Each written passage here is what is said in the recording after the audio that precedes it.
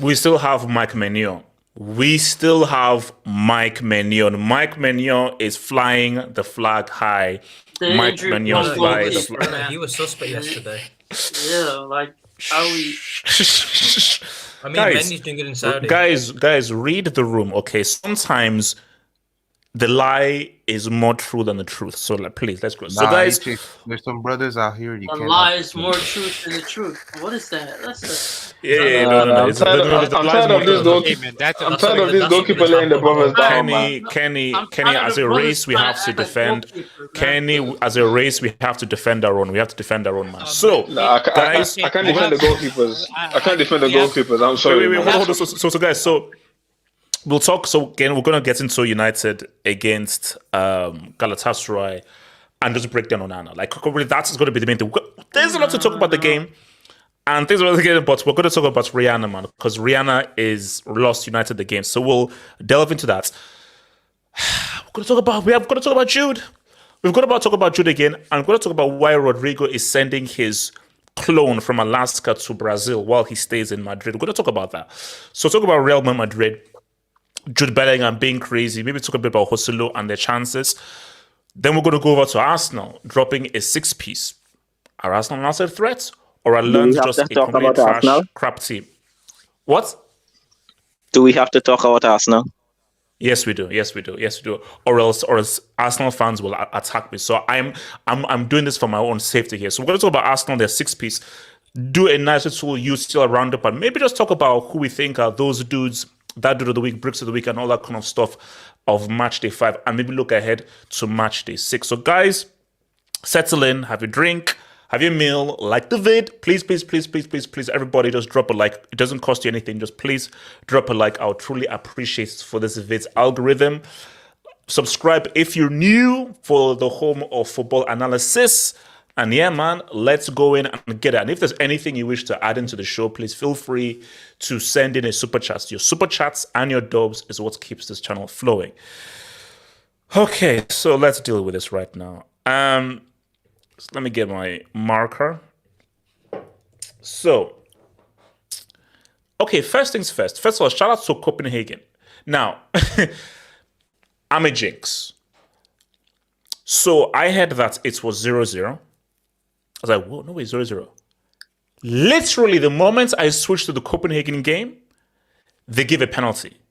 I was like, oh my gosh, what a freaking jinx. And then I then just turned it off. So did they overturn the penalty or did they miss the penalty? No, she overturned it. The ref overturned it. Okay, they overturned it. Okay, cool. So look, my thing here is this. Wisely, I should give you a red card for that API, but so the thing here is this. The thing here is this is that so United can't go through? Is that what was saying? No, they still can. Is what was said that United can't go through? Yeah, well, Okay, true. Yeah, mathematically they can, but realistically no. That's pretty much what I'm saying. Have to align. Why do you ask the question then? Why not? Why pose the question? Why pose the question? Exactly. Wait, YSK, can I please be balanced? Look, I'm trying to do the job of the host to try and be balanced and trying to be fair. Okay, so look, my thing here is that look, I don't want anybody blaming Ten Hag for that draw. You see, I say it's a loss because I said that, it feels like a loss. If you're United, it feels you lost that game. The way that game went, if you're in that United dressing room, it feels like a loss, 1,000%. Because United could have very easily won that game. Mm-hmm. This has nothing to do with Ten Hag. There's literally nothing Ten Hag did was wrong. Now, you may now want to go macro level and say, well, he did buy and vouch for Onana. So if he bought for Onana, cool. Okay, that's just you just being very cool and annoying. Let's just deal with the immediacy of this game. Nothing Ten Hag did was wrong. Tactically, he rolled the dice, and I think that it's actually worked. It's just rolling the dice, executing your chances over Galatasaray, because all of United's goals, all 3 goals were quality goals. I think it would be hard for Galatasaray to avoid those 3 goals. All 3 goals for United were avoidable. Guys, that 3rd goal is Onana. Forget those mistakes. No. That's 3rd goal. Kenny, it is. That was a 9. Kenny, it is. No, it was Kenny, a proper keeper. What do they say about keepers? The very best thing, never gets beat on your near post. That's a myth. That near post is a myth. No, but the thing is that... What do you mean it's a myth? Kenny, but his first touch, like, you don't expect the guy to hit it from here. The way the guy hits it, honestly, I can't blame him on that. Like, that was a good goal. No, it might be a nice shot, but it's savable.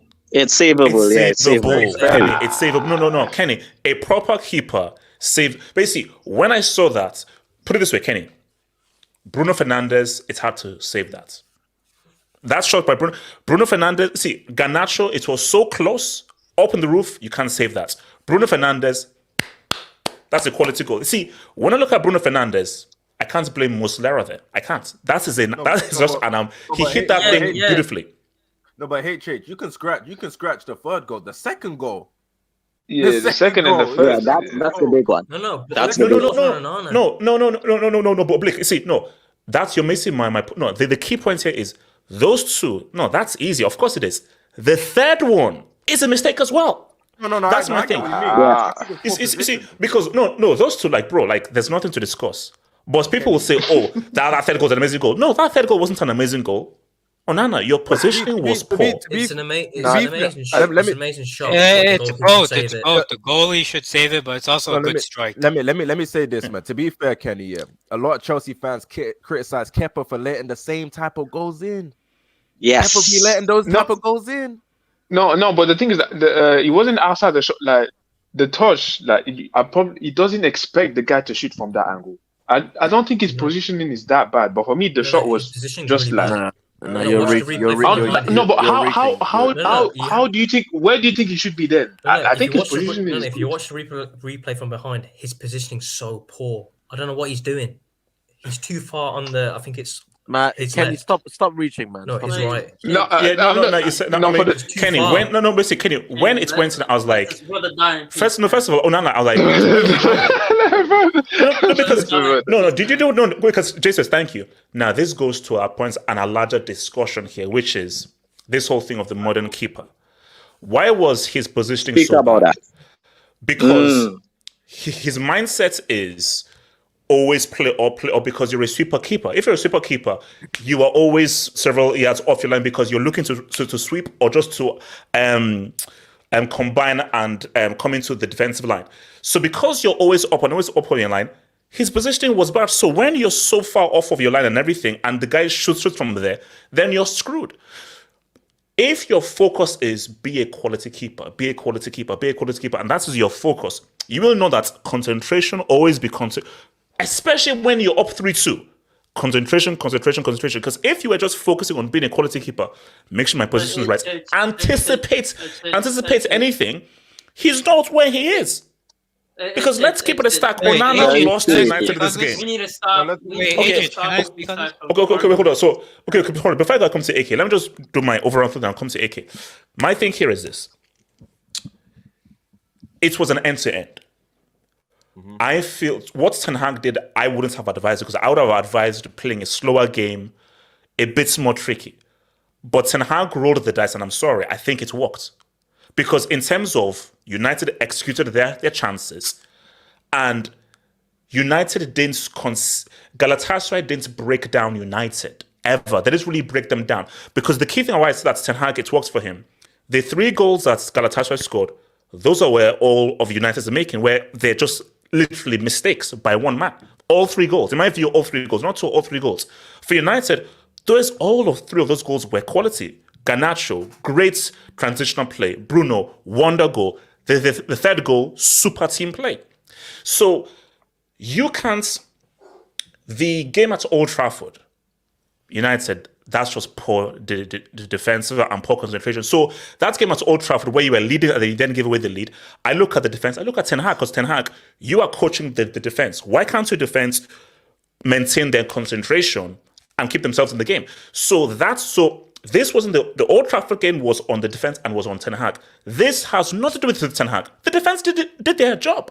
And they rode their luck, but they rode their luck. The 3 goals was not down to any defender, not down to Maguire, not down to any defensive mistake, not down to Ten Hag's substitutions or tactics. It was down to one freaking man. And as harsh as it is, those players will know that, bro, and nobody gave them a chance. We were up 2-0. Fine. We were up 3-1 in the second half. Guys, call me jinx or anything. When it was 3-1, I was like, oh, this is done. Because my thing was, okay, 3-1, the more Galatasaray attack, the more United will just counter them. So even if these guys will score, these guys will keep on countering. But you have to understand psychology. When you concede and it's a mistake, so when Ziyech scored and your keeper makes that, because that mistake, see, the first one was, but that's just a horrible mistake. So once that happens, you're like, my God, all the work that we did. So it is very hard to psychologically get yourself back in it. So for me, I feel that the goal that I think ripped the soul out of United was as the second goal. Because they're like, mate, do you know how hard we worked to now go up 3-1? Do you know how hard we worked to now get back out? And now, I mean, bro. So for me, I feel that for United, man, what can you say? Like, your keeper screwed you over and messed you up, and he is solely responsible for you not getting a huge, massive win. AK, talk to me. Was De Gea really that bad? Yes. Firstly, can you zoom into my AVI firstly? Oh Lord. I saw one Moroccan on that pitch. I don't know where the other guy went. Wait, hold on. AK, are you really repping those 2 free kicks? What do you mean? 2 goals. He also assisted the last goal. No. I'll give you. AK, I'll give you the assist. Are you repping those 2 free kick goals? Are you saying that is Ziyech's quality or a guy's? Okay. I'm gonna rep the first one. The second one, okay, that's a mistake. I'll rep the first one. How about that? Yes. The first one was a free kick goal. I'll rep that one. Second one, okay, it's a mistake. On Onana, you, me, and can all the Africans on this panel just form a collective? You, me, who else is African? Blick. Me. Yeah, me too. Look. Basically, we're all African because we all came from Africa, man. So thank you. Originally, I think we should get rid. I think as a collective, we should all rid Onana of his Africanness, because that's embarrassing to me and that's embarrassing to all of you. Who told him to let's be be a real. goalkeeper? Nobody, no African told him to be a goalkeeper. Nah, it's No, true, but no African wants to be a No, goalkeeper. Man, shush. AK, continue. AK, cook. AK, cook. AK, cook. I'm sorry. That hurts me as an African. It hurts everyone here because I can't see a guy who was claimed to be the best African goalkeeper, the best goalkeeper of a certain race, embarrass the brothers like that. No. AK, let's keep it a stack. Mike Maignan has been seen. Not forget black keeper. Mike Maignan has been seen as like top 3 keepers in the world. No, he was okay. No, let's keep it a stack. Was anybody Top saying 3. Onana was one of the best keepers while he was at Ajax or Inter? No.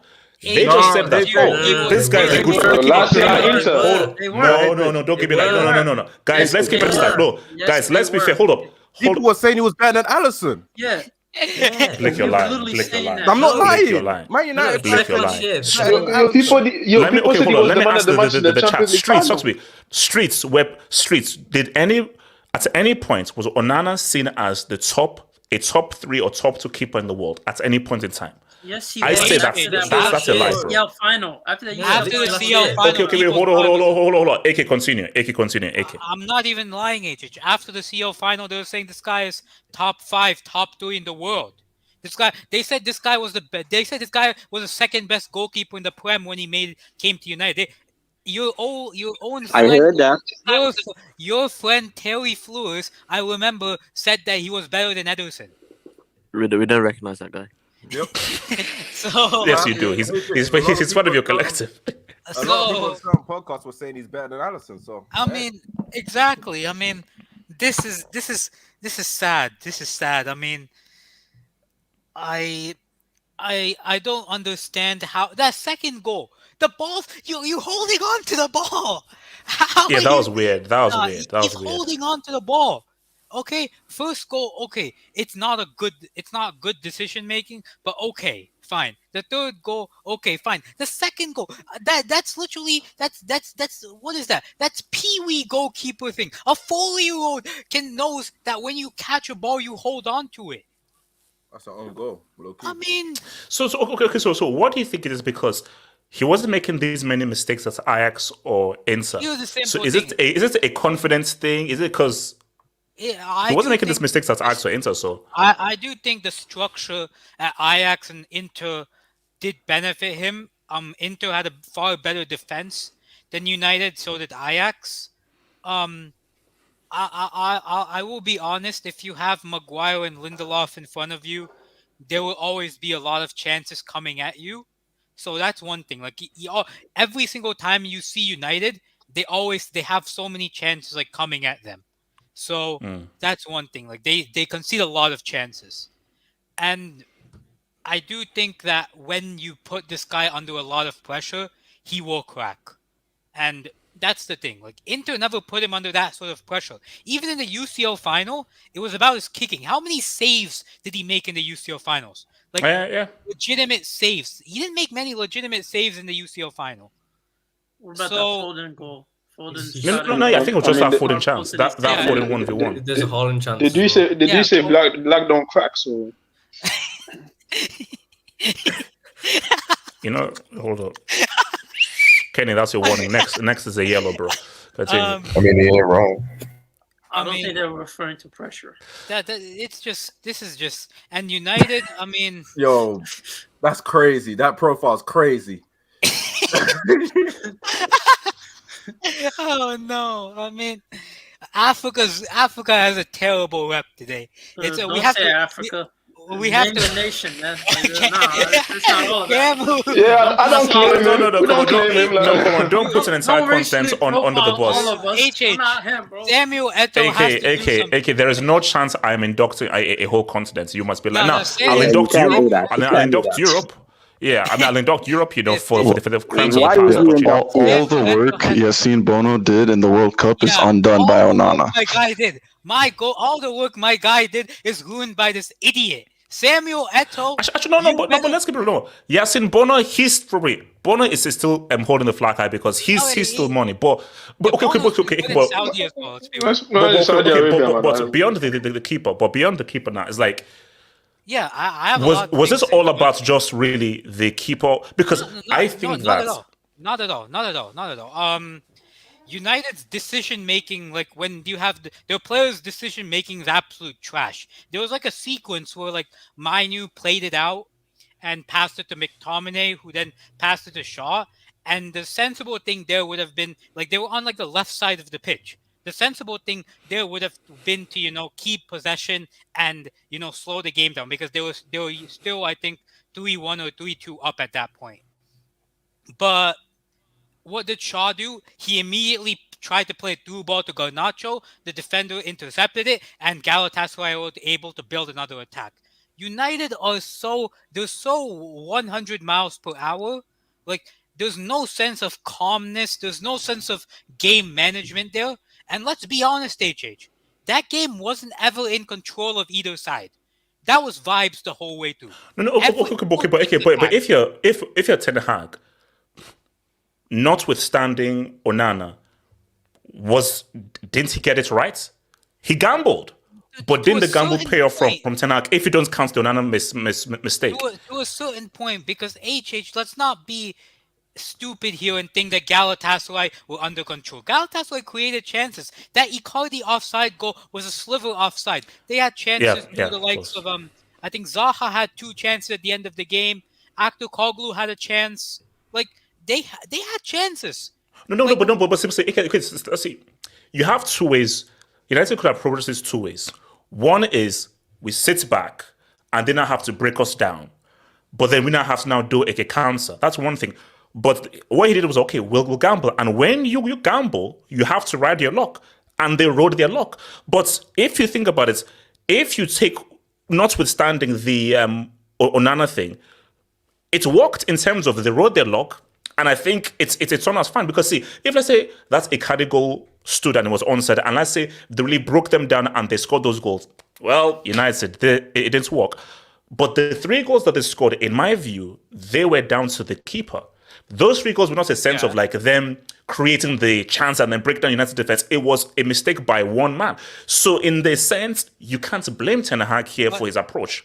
Even then, like the 3 goals, they came as a result of pressure. Why did that free kick come? Because Galatasaray were able to get up the pitch constantly. United got frustrated and Bruno had to foul. So that's how these goals came about. They came about by Galatasaray sustaining pressure, which should not happen when you have a team that plays as much vibes ball as Galatasaray, because these guys didn't defend. They were just pressing with like 11 men. You just pass one thing I'll say I'll agree with you is second half, 3-1 up, you've got to sit back and let them break you down. You can't be saying you can't do end-to-end 3-1 now. No. You have to more importantly, you have to keep possession and manage the game. You have a team that's just trying to press you out of the park. How do you stop that? Keeping possession, find the free man, manage the game. Don't try to force passes. The amount of times I saw United trying to force passes today, it was like, what are you trying to do, man? And just like that, they're out of the UCL pretty much. Because let's be real, they're not going to beat Bayern away at home. They're not going to beat them at home. They won't. But also, even if they do, and either Copenhagen or Galatasaray win, they're out. So my thing is that, and do you know what the worst thing would be? Is if they actually do beat Bayern, but Copenhagen or Thingy win. Yeah, that's oh wow. That's what they deserve. They don't deserve to come out of this group. Let's be honest. Yeah, no, they don't. Okay, so and YSK, talk to me, bro. Yeah, then Zeman, YSK, and then J to West, YSK. Has a continent ever been inducted to the Brick Academy?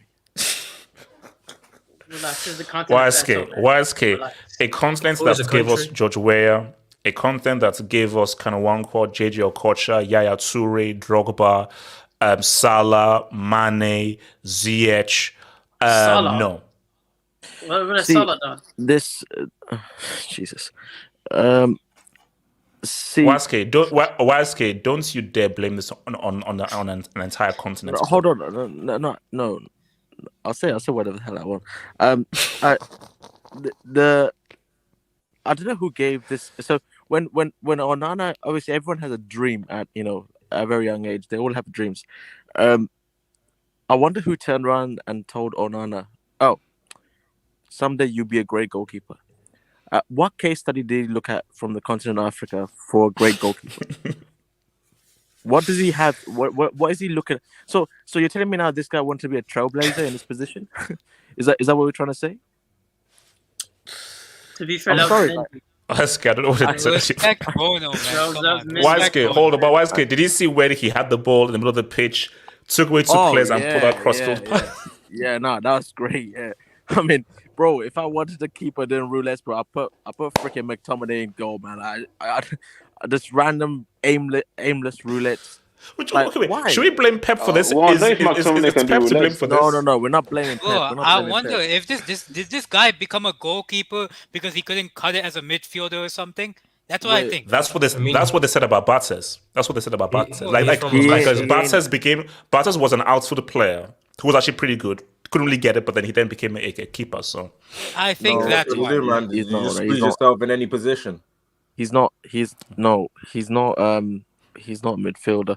Well, whatever he is, he's not a goalkeeper. That's for sure. I've had enough. Like I've actually had enough because I wanted to give him a chance because he is the style of goalkeeper that this prick Ten Hag needs to do what he needs to do, and I accepted. Even though De Gea is a better shot stopper, he can't continue. Just simply cannot continue with De Gea. If he wants to achieve what he wants to achieve, he can't continue with De Gea. So I wanted to give him a chance. But bro, if you look at this from a holistic point of view, this guy is single-handedly costs. They're out.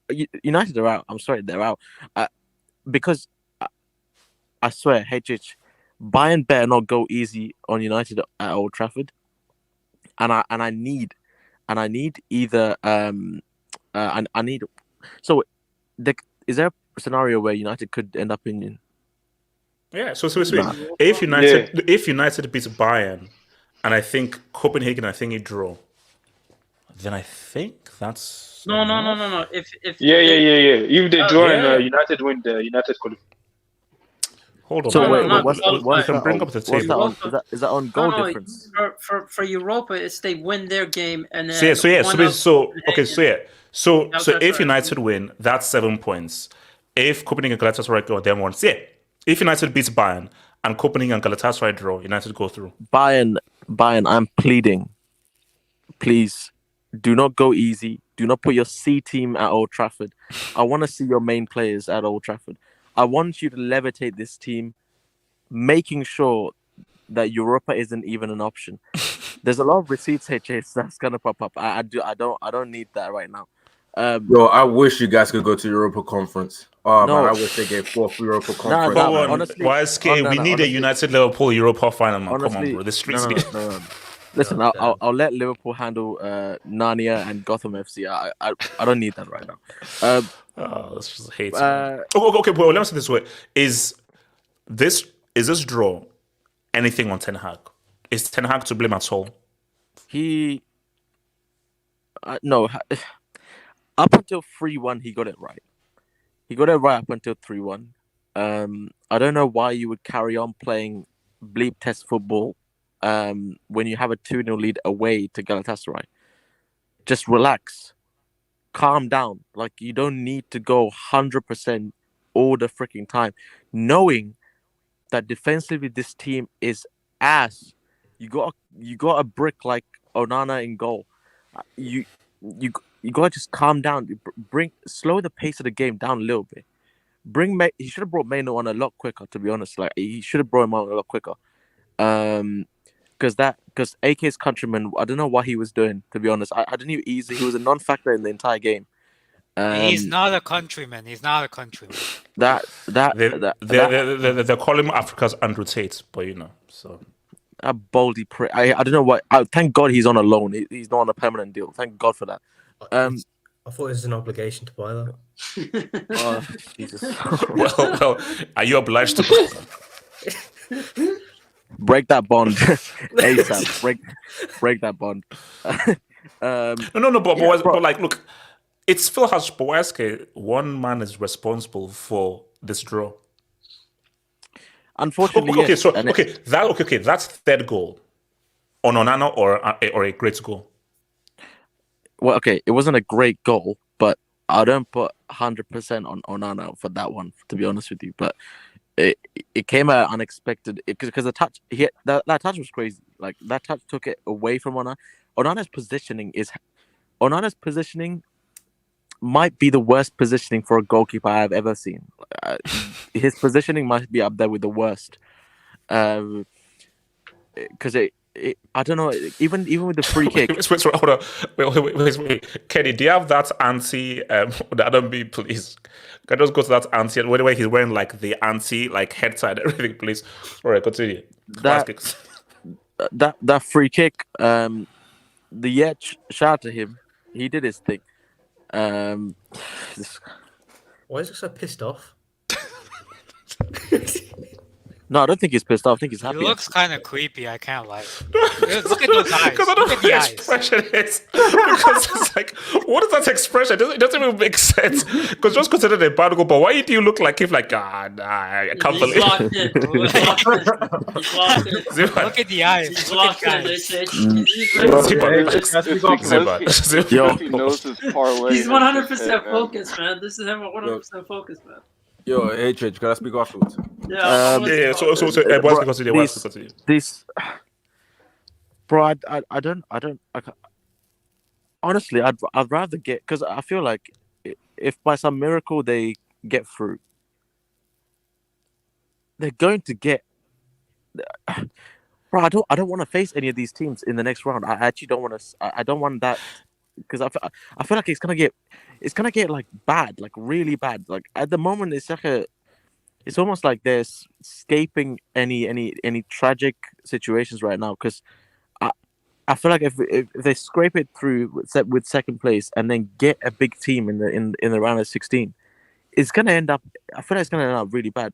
So Bayern, please, again, I won't do this again.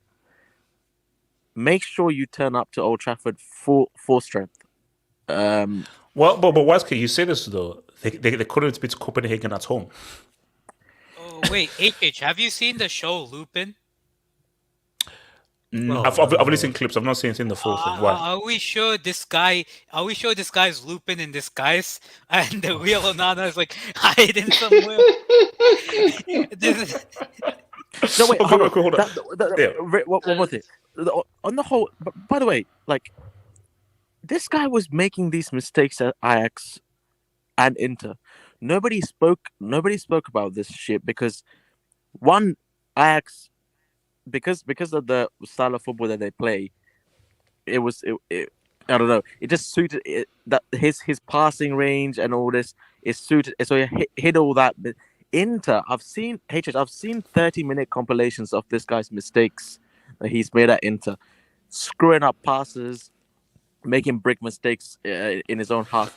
Like I've seen it, but he's taken it to a next level at United, and this can't carry on. Like he's got to do something. No, but Wesker, do you know what the issue is? If you built your team like Ajax and everything, so playing that kind of old total football and everything, fine. But the issue is you didn't get Frankie de Jong. You now have Mixos, Amrabat, and Bruno in your midfield, so it's now hot potato ball.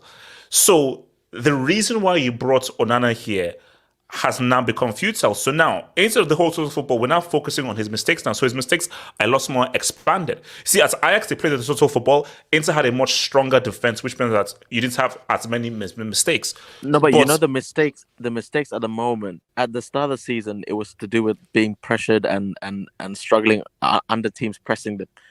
Now these mistakes, he's the one breaking up. Yo. Yeah. You just cut us for a minute. Yeah, go for it. The mistakes that he's making now, it's on him. Like, even Maguire, we all know what he is.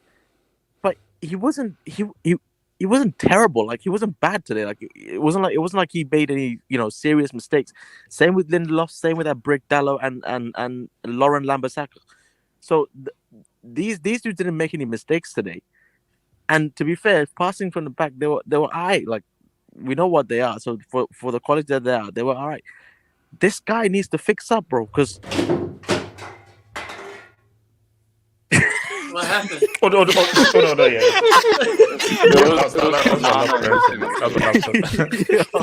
Yeah. I just did an Onana, man. Okay, look. So let me come to Zeman and then to Jace West, man. Zeman. Can I speak after JTS? Onana, like, Africa knows its strengths, right? We know that we don't make great goalkeepers. We know that we make defenders, attackers, midfielders. This isn't our strength. We told him, don't pursue this career. But he wanted to be a footballer. And this was the only path for him. So he made it work. I mean, this is like a this is a Make-A-Wish performance, man. It's horrendous to watch, man. And we know what he is. He's useless. I felt like the Ziyech goal. How do you? That was an assist from Ziyech. That free kick was an assist. It was a delivery straight into Onana, and Onana happened to score that goal. Because how do you move out of the way and then somehow deflect it into the other side, to the side that you were leaning towards? And I just feel like with this guy, there's mistakes. He's constantly going to make mistakes. Is he good on the ball? I mean, if the pressure gets to him, who's he going to pass it to? The best ball-playing midfielder they have is Amrabat. That's literally it. Like McTominay, you can't give him the ball. He's more of a run-to-the-box merchant. He's a passion merchant. Yeah, Bruno Fernandes, again, he's gonna try his best to do those Hollywood passes every single time he gets the ball. Grenade launcher. Yeah, and I just think that everyone, like, aside from Onana, Lindelof was piss poor as well, man. My goodness, was this guy piss poor. And I feel like Luke Shaw absolutely getting, like, is this the fullback that everyone was raving about in the Euros? Relax. No, wait, no, hold on, no, Zeman. YSK, what's his name? Shaw's name, his Brazilian name. Say it. With the accent, Sure. Roberto Carlos. Roberto Carlos was kidnapped. Kenny, that's your warning, bro. That's a red card, by the way. That's a red card. That's really straight because he actually put some extra sauce on it as well. He actually went up in tone and everything. Kenny, that's bad. That's a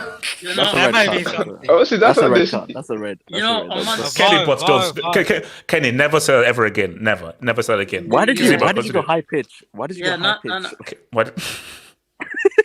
That's actually crazy. But going back into the game, like, Harry Maguire, he was their best defender. Like, without a shadow, he was the best defender in the game. Because let's be honest, Galatasaray were bricks as well, and they actually missed a clear-cut chance to end at 4-3 towards the end, which is somehow, it's amazing how they missed that, because I was straight in front of the goalie.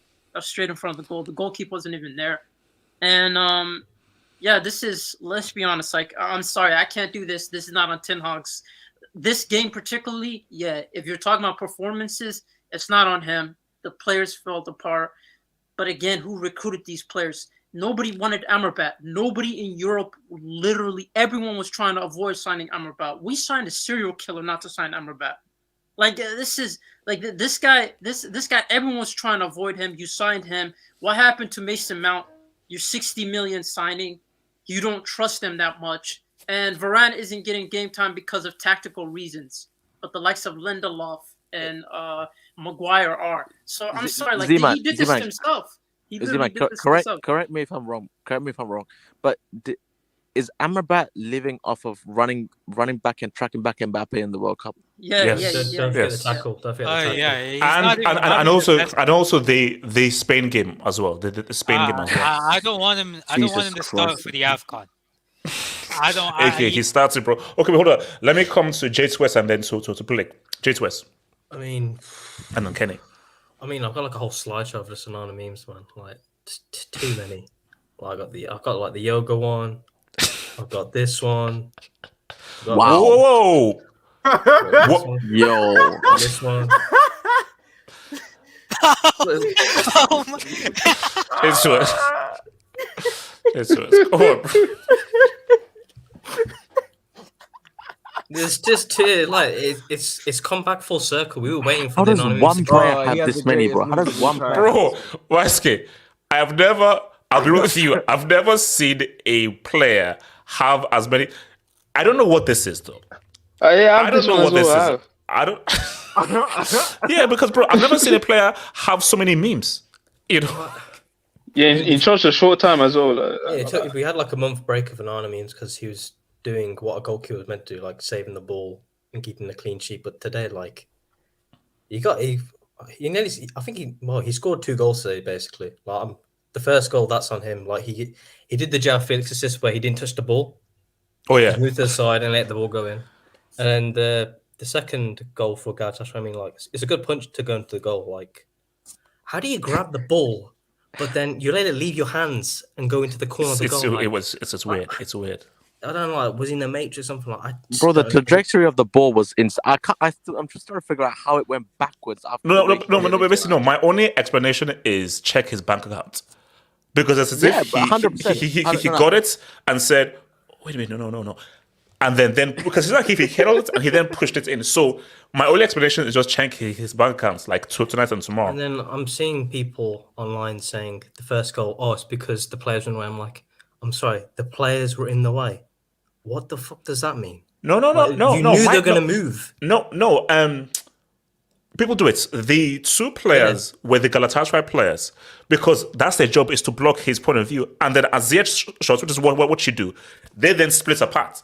Because they're there just to make it hard for Onana. So once they're shots, they split apart. And anyway, Bruno's behind them as well, so it doesn't matter. Like, Bruno's on the side next to Galatasaray, so he can block. Do these off people as well. think they're part of the wall or something? Are they protecting the? Yeah, it's like, what? Maybe Onana's thinking, these Galatasaray players are part of my wall, so maybe that's confused. Come on, bro.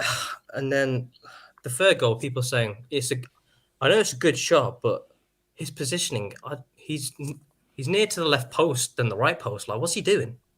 I know today is on Onana, and then we've seen it in the Bayern Munich game. We've seen it in the first Galatasaray game. Yeah, where he became Superman at one point, and then Copenhagen, the last 2, it's not really that much on him. I mean, he did save the penalty, but then he conceded 4 the next week. Like, we've conceded 14 goals in the Champions League. That is crazy. There's only one team. Crazy. There's only one team that out conceded United, and that's the Twerps. You know, they've scored the most goals and conceded the most as well. Yeah, in all their away games, they've scored 3 goals, but won none of them. Like, how does that make any sense?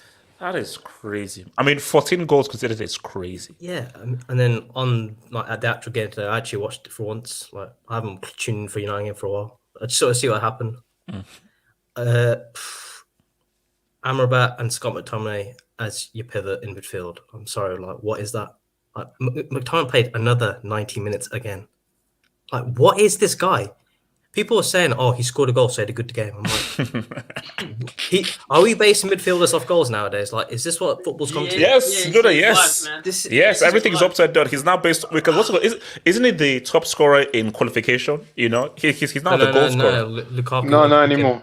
Yeah, Lukaku. Okay, no, but still, he's like top 3, top 4. So now he's a goal scoring midfielder now, which is crazy. Hence the name Scott McSauce. And then I never got, like, YSK knows this as well. Amrabat, we never understood why we signed him. What does he do? He's still got the people. He's still living off that Mbappe tackle in the semis, and for Fiorentina, Barcelona didn't want him. There's a reason we got him on a loan. You know what's funny? Everyone was trying to get was almost getting baited by their fan base to actually take the hit and sign Amrabat because of highlights from World Cup. And then the only team that actually did it, was Man United, and they put a loan on him. That's how much they don't rate him. And then so just random for them comes to Blake then Kenny. Like, the bigger problem actually comes from Ten Hag, because look at the players that he signed. None of them play except for Højlund. He's only just clocked on that Mount's a shit player once he signed him. Like we all knew he was a shit player, but you spent 60 M's on him. What does he do? He's injured now. He's become an injury. I saw a disgusting stat in the year of 2023. Mount has 1 assist, 0 goals. That's and you spend 60 million on that to make your midfield complete. It's just take him back. I know we're in Turkey. No. We're in Turkey today. I know Fred's there. I'm like, get McTominay and Amrabat off the plane, send them to Fenerbahce and get Fred back because we need Fred. In what world did Man United need Fred back in the midfield because we're that bad? Yeah, I'm sorry, because I don't know how United have gotten better without Fred. No. Like when you look at his so-called replacements. By the way, if Fredinho played in that game, they would have lost the game. By the way, as in Fredinho is crazy, man. Yeah, United would have lost the game. United would have lost the game. Can anyone explain to me, apart from Chelsea fans, how you spend 400 million but go backwards? Like it doesn't make any sense. Like look at the team today. There's only one. Well, there was 2 mainstay players that are unsigned on the town. That was Anthony and Højlund. Only one of them finished the game. The rest is Ollie's old team that he failed with. That whole back line. Luke Shaw, Maguire, Lindelof, Wan-Bissaka. Look, man, Ollie lives. Okay, look. Let me come to Blick and then to Kenny. Blick. Let me go after him. Okay. Yes, sir. So, I went to sleep. Yeah, Man United were 2-0 up. I woke up and I see 3-3. I was like, yo, these guys are clowns. Like honestly, like these guys. Onana was so bad today. I go on Twitter, I see rants saying that I understand racism. Like he was that bad.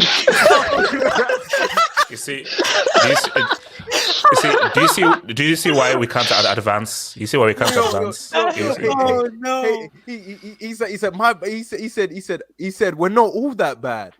We're not all like this. He said I almost said something crazy. He had me that heated.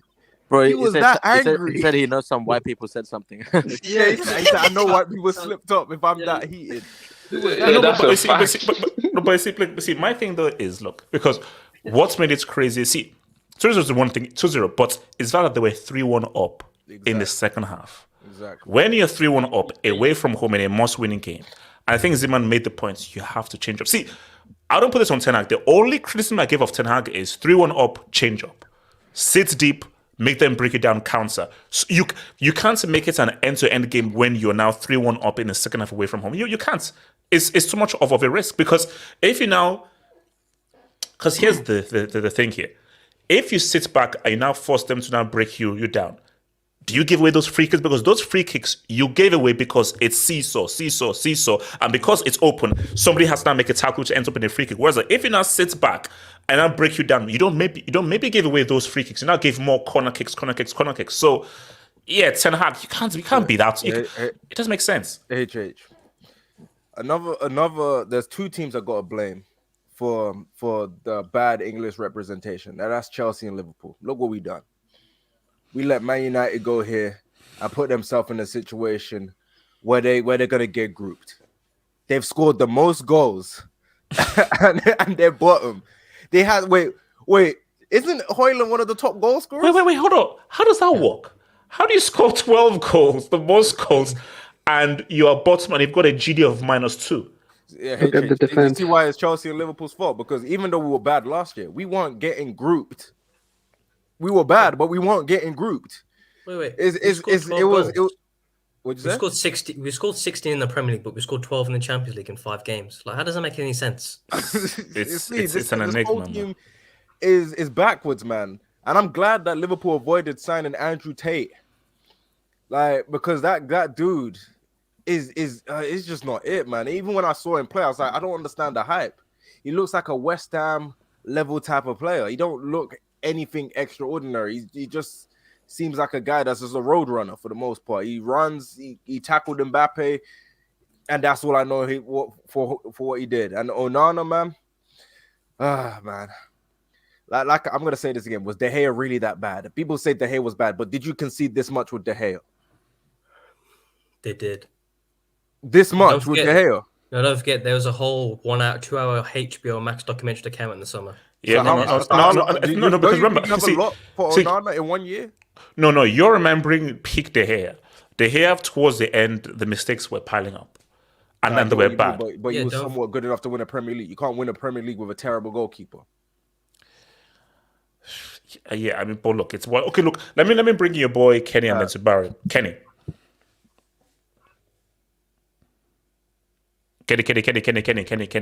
Yeah. So, how do you call it? Can you put my example? I think they're saying that's what Onana was looking when he was trying to, you know when he was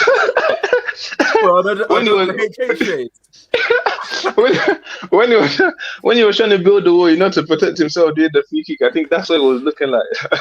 Bro, you know when goalkeepers tell the defense, like certain defenders, to get in the wall. Do you think Onana told the Galatasaray players to get? Yeah. He's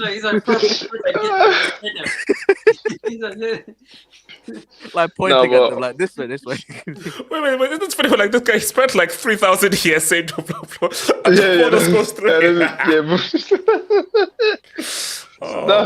It's nuts. Obviously, I already told you guys. Onana suffers from PDS. It's premature diving syndrome. So obviously, I don't know why you guys are surprised about this. Like, this guy honestly is the gift that keeps on giving. Like, honestly, this season has been terrible, but Onana has helped me through difficult times.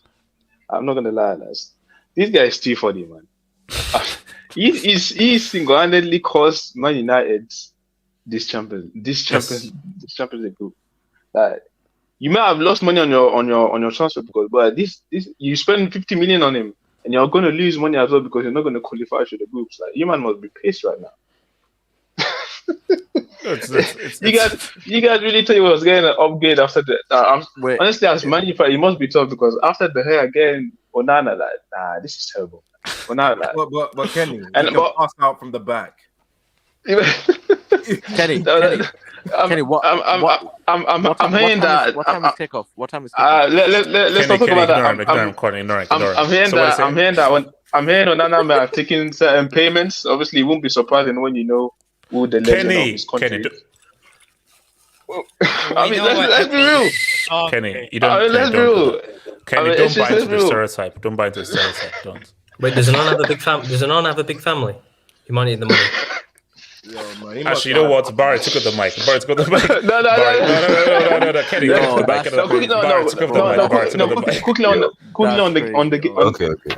on the game. Yeah, it's tough on that. Must be tough on Ten Hag because he did like what he could today. Yeah, they were dominating Galatasaray quite easily. And the thing is that the mistake, every time they made a mistake, like the crowd would just start like getting encouragement again and again, and then the place was going crazy because before the goals, the place was silent. When the Man U scored the second goal and the third one, like the place was silent. Yeah. And then Onana, your big self, you just give these guys life twice. I'm like, this is terrible, man. It's quite sad, but yeah, man. I'm thinking to myself now. I just had a thought. Do you know United might actually go through? Because I'm just thinking to myself that here's the thing. I do believe that Copenhagen and I think they will draw. They will cancel each other out. They will draw because I just think that they'll cancel them out.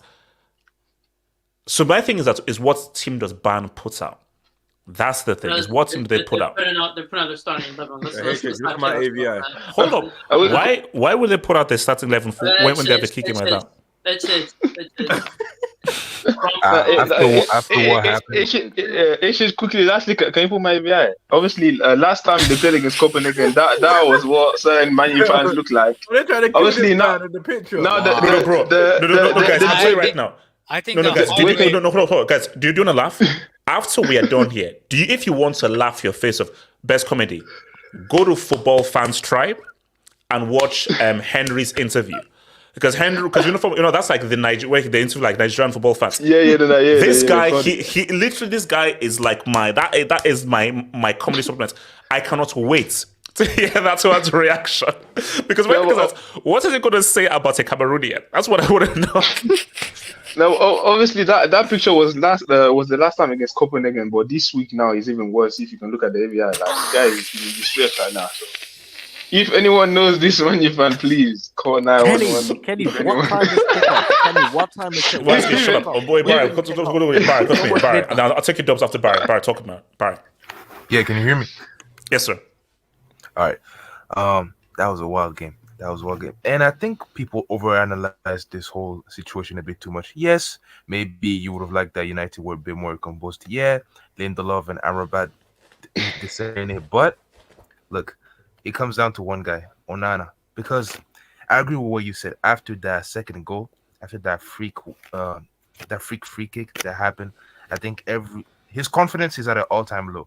And when that stuff happens, it's tough to really get your focus and your mental at the heights that it should be. And from now on, it was just over. And Onana, like, I don't know, man, because United, they actually pretty good. And it was a gamble because maybe you would have liked United to have the ball more, but they said, you know what, Ten Hag, let me give Galatasaray the ball and we're going to go on the counter. And it worked, but Onana, he just ruined everything. And I don't think they're going to get a result against Bayern because after what happened against Copenhagen today, I think they're going to put their starting 11 and go all out. No. Wait, Barry, why? They've won the group and they'll top the group. Like, they're going to win the group. Basically, they're going to win and top the group regardless. My team, hold on. Wait. My team has been in with this guy, with these guys in the same group for the 2 years. I know how they roll. Any kind of point that they could lose, they're going to put their starting 11 and get those points back. So when you're going to see match day 6, they're going to put their whole starting 11 and try to beat the hell out of United. But this one is on Onana. Like, if United don't make it out, it's on Onana. All right, let me hear some debates, because, man, we're all a lot of doing busy before we get to Real Madrid. Half up Snowbonnets. Fight against racism ended. All right. Okay. Thank you. Crazy. All right. Pro Black FC. We no longer claim Onana. He's white to. Okay, I'm not even going to say that's hashtag. Bro. I'm not saying that hashtag. I'm not even a hashtag. How is this country in Africa roasted? I have no idea. Elijah Chilembe, thank you for member for 12 months. Arsenal fans on X video saying Saka, Martinelli, Jesus are better in the UCL than Bale, Benzema, Cristiano, Emerson, and Salah. Mane, Firmino. Blasphemy and blatant stupidity must be stopped. Thank you all for a year of memories. Of course, we will get to Arsenal. All I'm saying though is, you can see spaces and names. I saw a space named, wait for it, can Arsenal win the UCL? We'll get there, guys. Don't worry, we'll get there. We'll get there. Don't worry, we'll get there, guys. We'll get there. Ethan Soboris. Okay, so Bellingham, first Madrid player scoring in all first 4 UCL games. Bro, the guy is money. We're going to get there, bro. We're going to get there. The guy is crazy. Money mates, if my team had a black goalkeeper, I'll get it. All right. Okay. See, we don't even need to do this, man. Money mates, only way for Nana to improve is to get fitted. Like, okay. Wow. He says trash. Jackson. Okona Koge Imedeme. Onana bin Laden is Afghan, not Afghan. I'm sorry, I couldn't hold. You know what? Basically, Onana, if I'm you, delete your socials right now. Delete everything. Just log off.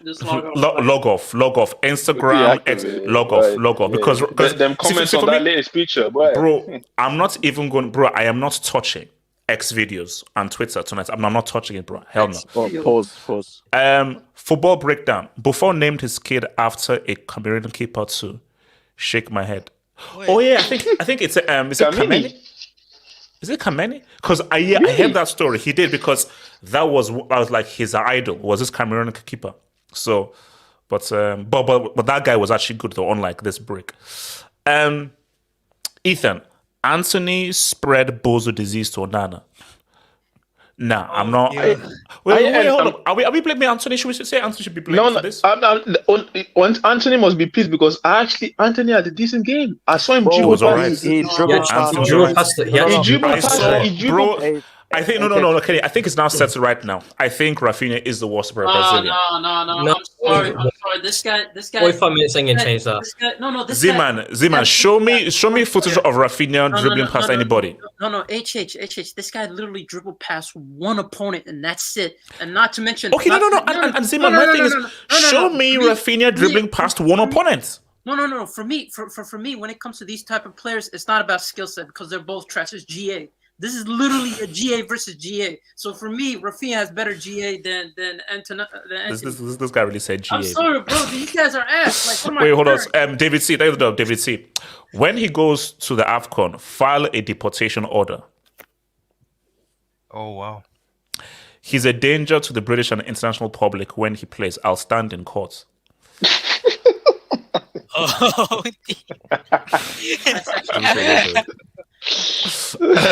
yeah, and then Onana will miss the court date. So I told the HH, Inter have good depth. They got a result away with a C team. December 12th, Sociedad versus Inter might pop off. United aren't a top 20 club now.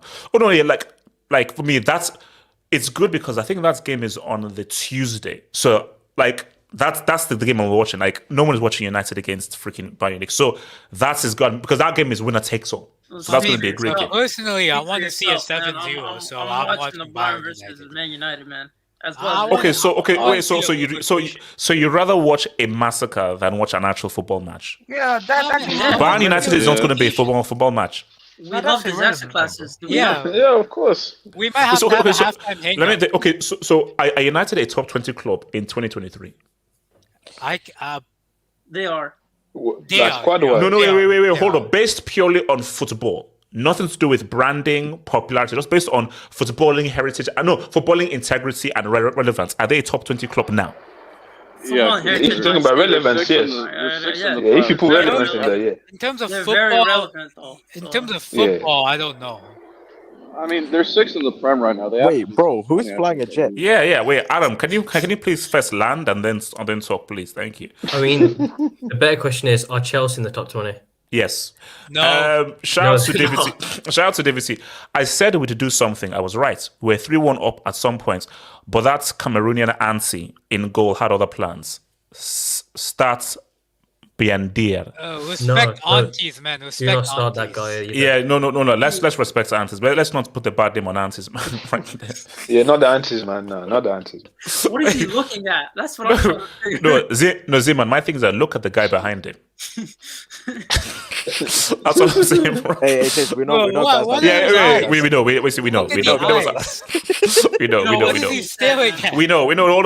Okay, Ethan Sobret. Onana ain't African. He's part of the fake Brazilian FC. Okay, what do you think, Onana? If we don't claim him in Africa, where's Onana from then? East Timor. Philippines. YSK, you know that's the Filipino dignitaries are going to come after you, bro. What do you have against Filipinos, man? I have one. Is it the Philippines or Thailand? So no, you know the island right off of like Philippines. You know a small island. In So with that anti scarf on, you might be from Thailand. Yeah, look, relax for Thailand, but they have good prices. Shout out to Abris Fair. What? Abris Fair. Can I read this, please? What the hell? On Abris Fair, Onana was used to making 2 saves a game. Yeah, there we go. So remember, Abris Fair is an Inter fan. Inter had a much better defense. They had an actual DM called Brozovic, not Amrabat. So he didn't have to make many saves. But when you now go from 2 saves a game to now having to make 8 to 9 saves a game, I think that's the big major deal. That the big major, because I feel that he did maybe make a few mistakes at Ajax, but I think at Inter Milan, he hardly had to make many mistakes because you're having to make 2 or 3 saves. But you're now going to a team that has no DM, a trash defense, can't hold on to the ball, can't control a game, and are playing back and forth. So I mean, look, David C. It's best to finish 4th, no Europa, no injuries. My thing is that, okay, you know this would be a bit crazy though. If I was advising Ten Hag, and he may not listen to this, I say Ten Hag, play a C team. Just play a C team there. Because I don't know who United have that weekend. Is it Liverpool? No. After Bayern, they play Liverpool. Yeah. If I'm Ten Hag, if you're Ten Hag, rest. And I don't think no United. Look, okay, put it this way. Would there be any backlash if he played like it's a C team? Yeah, of course, bro. Yeah, Of course, they're at home. because technically there's still a chance. Technically, there's still a chance of them Kenny, being like- please. No, but Kenny, no, get that in there. This is why people have to be realistically. Realistically speaking, what is more important than everything? That game against Liverpool or trying to go through a UCL group? No. When there's serious PR involved, realism goes out the window. There's no way he's not gonna get grilled if he plays a C team against Bayern, knowing there's a mathematical. It doesn't matter what's reality. Guys, Mass is overrated, man. Mass is overrated, man. Come on. Wait, it is for a brick like you, but Small world tax, man. But I think for United, it's Europa League. Do United really need Europa League? No. Or let's say United gets into the Europa League. Is that something? Okay, let's try and win the Europa League trophy right now. They tried to do that last year and failed. Yeah. Okay, see, guys. Yeah, Sevilla attacks. Sevilla, man. No, Sevilla. I don't think Sevilla are qualified. No. Kenny, on that, Kenny, just on that point. No. Is this true? No. Yeah, they did. No. They did. Really? Wait, hold up. I think that they lost it. Yeah, they lost against PSV. Yeah, but Like a the goal 98th difference minute as well. goal. There we they played go. against Lens. Oh, They my play against. So if they beat Lens, They're qualifying. They're qualifying. wait, hold on. What was when they played Lens like the first time? What was the score? It was a draw. It was a draw. There we go. Yeah, there we go. So they Sevilla win. They qualified. This is the most. That's important game. guys. No. It's Guys, seriously, if Sevilla end up third, they have to get thrown out. They have to get thrown out. Sorry, they have to get because bro, they planned this. Yes. Look at how they worked this. They planned Is this the last? Is this the last campaign? It is. It's the last time. Yes, it's the last. Yeah, it's the last time. Let them snap out. This is their last year, man. This is like memories. Zima, no. We can't have that. We can't have that, bro. That's messed up. Let's run it back, man. Let's run it back. It's the last dance, man. I love it. Oh, man. Shout out to Gatlock. Onana is the kind of goalie that's made. Okay. All right. Shout out to do you know what I find so weird is that? Shout out to AH. Do you know what that stands for? Why are our people piling onto him, bro? That's my thing. It's piling onto AH? Yeah. Abris fair. Ensa got Onana free because he was doping, so injured. Yeah, that's kind of. Yeah, He's also a drug addict. He's on the public. He's a guys, drug. wait a minute. Is there a drug tax here? So are we saying that he's making these mistakes because he's not been going to AA meetings? Whoa, that's no. It's literally if he's a drug addict and he has issues with his drugs, just like Maradona did. No, guys. Yeah, it's for alcoholics. Okay. What is the rehab? So this guy, man. If he's not been, because remember, what's the name of that Romanian dude? That was sniffing cocaine. Mutu. Bro, people have to be on drugs, so this could be a Mutu Maradona thing. Wait, if he has a drug issue. Wasn't he a Chelsea striker? Yeah, it was. Half up snowbody. It was actually. Onana with a Bart Simpson trim to look young. Fake passports and vision may be affected.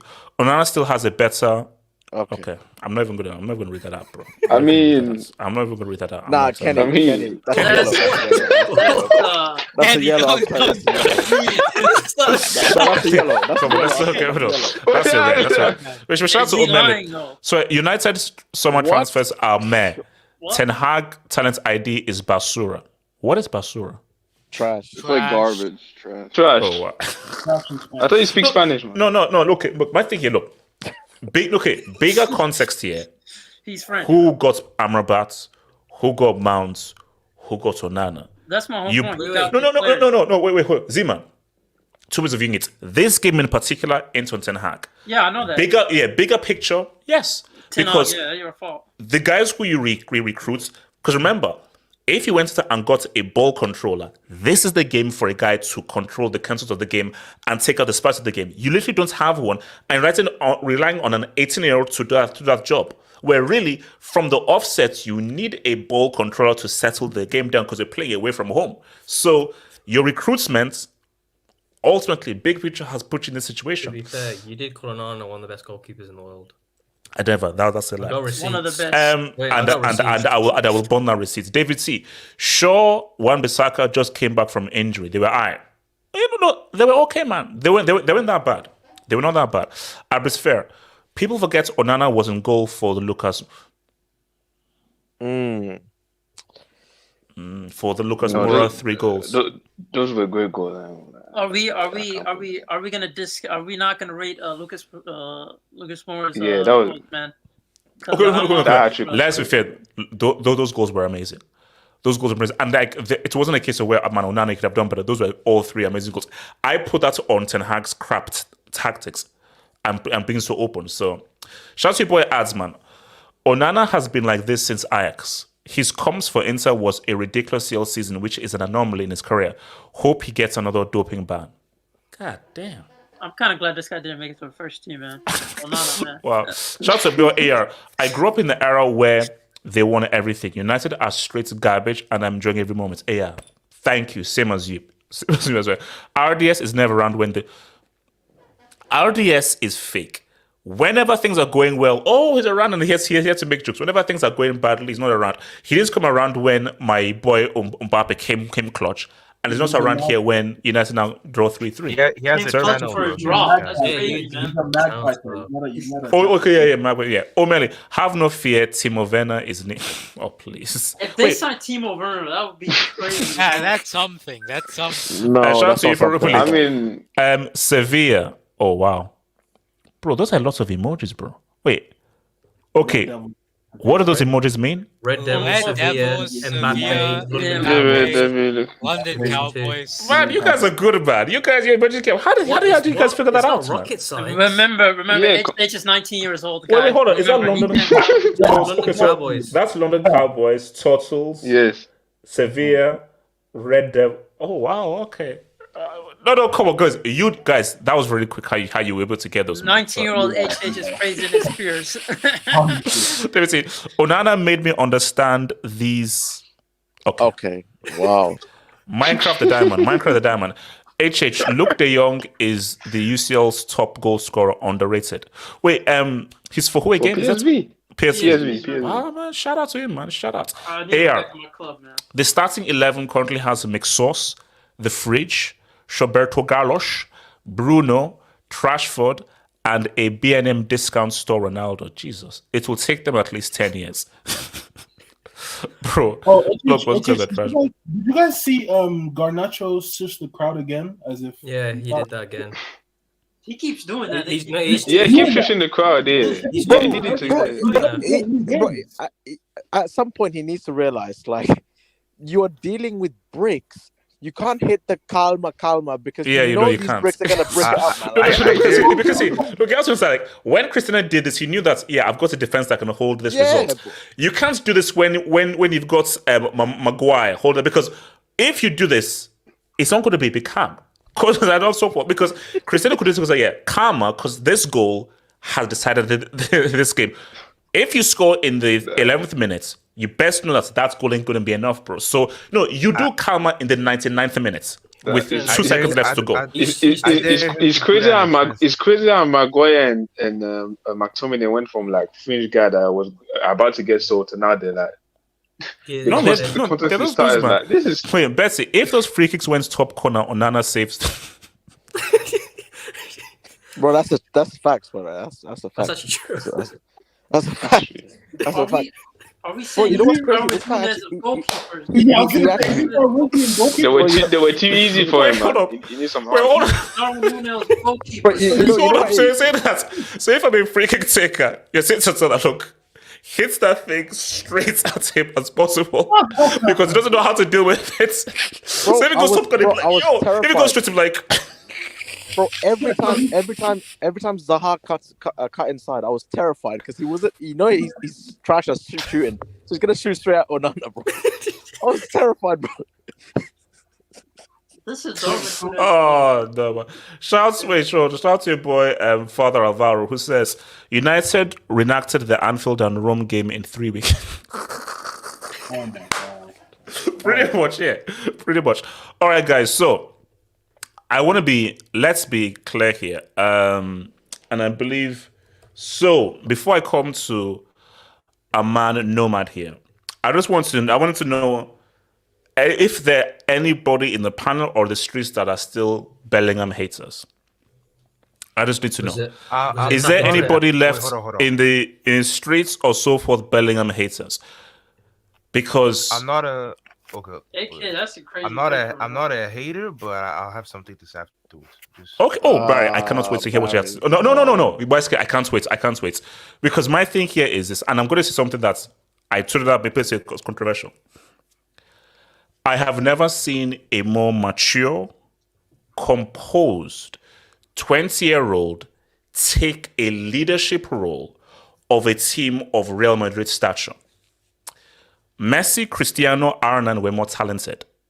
Had way more ability.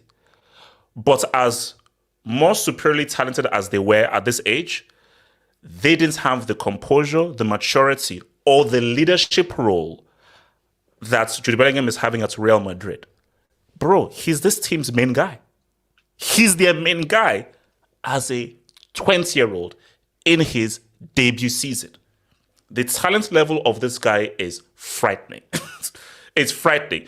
It's so crazy where, how old is Joselu? Joselu is what? I think, is he in his, how old is he? 33. Yeah, he's 30. You're lying. Wait, 33? 32, yeah. So, wait, please. Let me cook. So a 20-year-old is having to try to raise the morale of a 33-year-old. guys, so that was crazy. Joselu was having like a stinker, missing chances. And Bellingham, boom, shifts, double foots, left foot across, easy tapping for Joselu. Joselu knew the game he had. He knew that he'd missed from 1 year earlier, and he felt embarrassed to celebrate. But Bellingham, knowing what he had gone through, said, come on, bro, come on. He tried to put him out there and everything. And you see, so you're having a 20-year-old who is cognizant of, this guy, he's feeling bad right now. I know I have my goal and everything, but let me live. So this guy is being a father figure as a 20-year-old. Like, what this guy's doing is scary. Now, here's the thing. I don't know what his career is going to be, because football is unpredictable. So I don't know whether the graph is going to go up like this. I don't know whether he's going to get a long-term injury. I don't know whether he's going to flatten out or whether he's going to hit a brick wall. I don't know, because we just don't know the future. Now, I hope, as football fans, this guy just goes from strength to strength to strength. But what I do know is I have never seen a 20-year-old do what this guy is doing in terms of the composure, the leadership, and how he is carrying a team of Real Madrid stature. Both because remember, when Cristiano came in, you had older guys you could lean on to at Man United. When Messi came in, you had Ronaldinho you could lean on to. Jude Bellingham is coming in where Benzema is gone. Modric is literally on his final legs. Kroos, these guys are on their final legs. You have no other strikers outlets as well. Vini is always injured. So you didn't have the kind of fatherly guidance that Arnan had when he went to Barca. Messi when he was at Barca, Cristiano when he was at Man United. So putting it into context, what this guy is doing is stupid. Nomad, talk to me, bro, about Jude Real Madrid. And last thing as well, Rodrygo, can you please take this Real Madrid Rodrygo for Brazil? Because the Brazil Rodrygo in this Madrid Rodrygo. So that's just what I need to know. So Nomad, talk to me, Madrid and Bellingham. Yeah, Bellingham played well.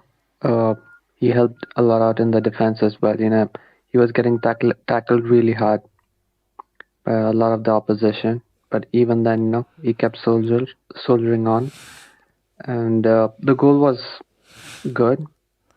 It was a pure poacher's header. And yeah, everything's well. He's still fit. He'll be there in the next fixture. So yeah, 3 more points. But come on. Aren't you shocked by what this guy is doing at 20 years old in his debut season for your club? Ages, I've gotten used to it now. I mean, what do you want me to say? He keeps on scoring. Like, from only in the Madrid derby has he not scored. He keeps on scoring. That's the thing. So as long as he is on the pitch, he is going to have a chance to score. That's the thing. And if in the future he gets to take the penalties as well, we are looking 20 goals a season for the next decade. Can you imagine that? Okay, so you're looking at this team. But you're looking at this team. Okay, and where are you with Joselu? He ain't it. Stopgap. So I always say, respect Joselu, because you can't respect what he's showing on the field, right? You can't respect that. So at least respect the person, because he was part of Mourinho's Real Madrid. He was part of that 121 goals in 38 games.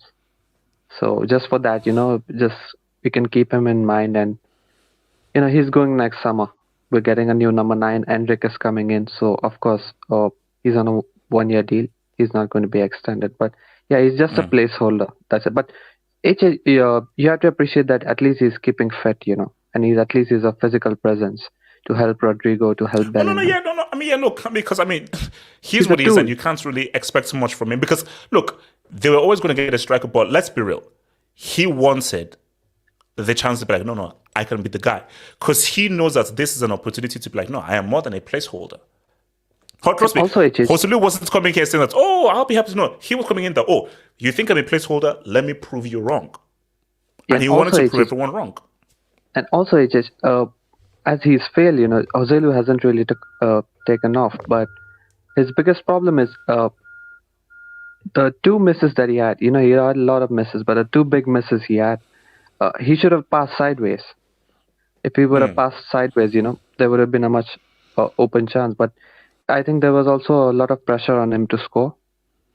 And if there was Benzema, peak Benzema in his place, he would have had 2 assists and more goals for Real Madrid. So I think he also lacks a lot of game intelligence, because he hasn't really played in big teams with high quality teammates. Yeah. So he lacks he hasn't developed the intelligence, and he has been declining for the past 2 or 3 years.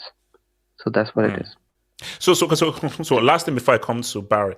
So for you, priority is still La Liga. This is not a team that can win the UCL. You're still consistent on that. Because Courtois and Militao, that's irreplaceable. No matter what we do in the attack, no matter what we do in the midfield, Courtois and Militao, because huge misses. Courtois is one of the best goalkeepers in the world and in the UCL. And Militao, on his form, is one of the best central defenders in the world and in the UCL as well, right? They're one of the best in their positions. So without them, I don't think so. Semis, max, I think. Semis, max. But yeah, La Liga, we could still win it. Even the Copa del Rey. Okay. So Barry, you have hate for Bellingham. You think he's overrated? He's overrated the bomb only due to English hype and English tax. Talk to me. Can I go after Barry? Yeah, sure. Oh, can I go after Kenny? Yeah. Nah, I haven't said that. No, see, okay.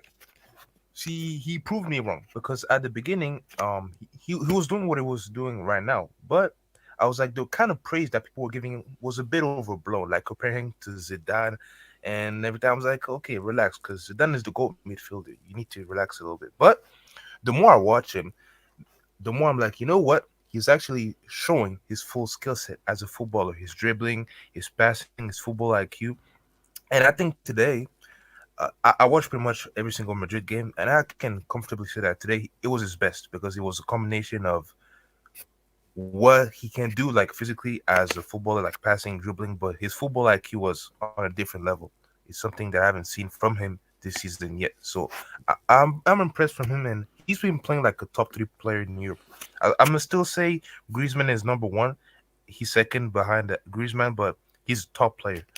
But my thing was, I'm just waiting to see what happens when it gets really real in the season. April, May, that's when like you really make your mark in football and your legacy. Right now, what he's doing is great for his first season, but now I consider him as one of the world's best. So I want to see what he does. See, Barry, my thing is that let's say he just messes up and does crap for the rest of the season. Yeah.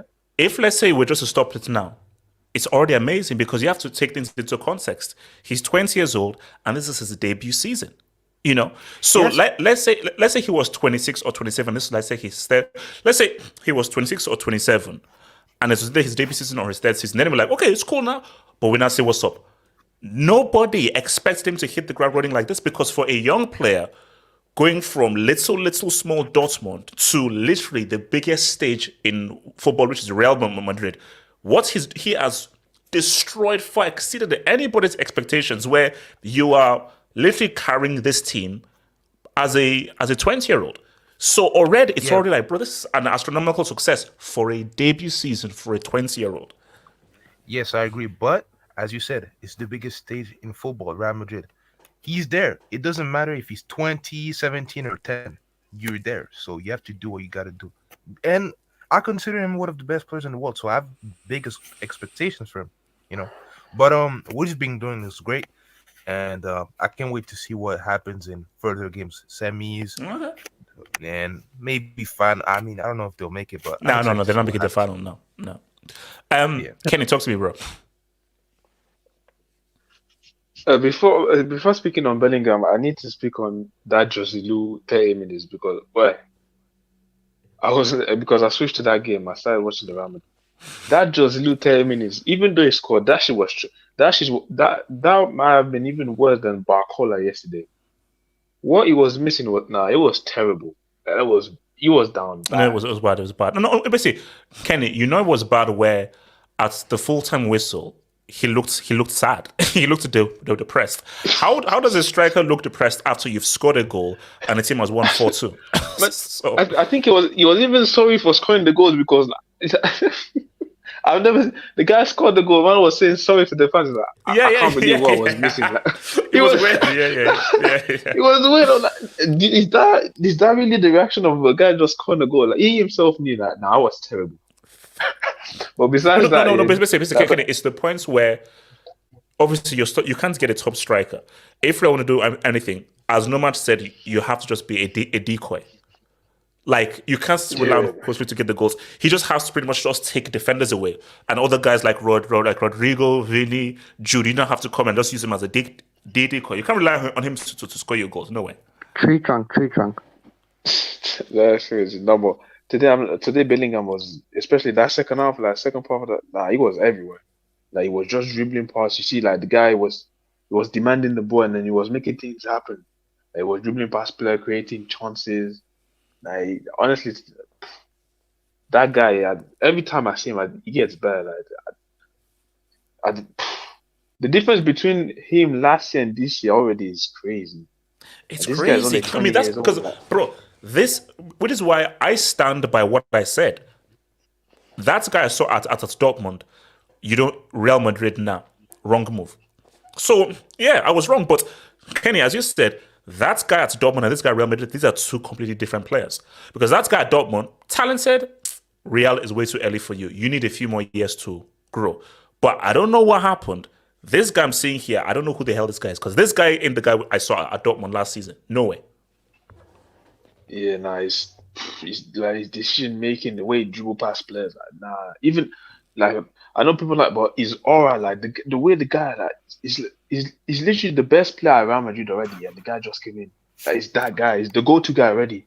That's crazy to do that so early in such a quick time as well. Like, you have to give the guy credit.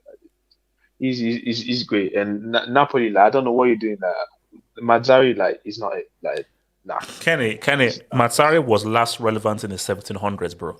Like, Kenny, how do you go from Spalletti to Rudy Garcia to Mazzari?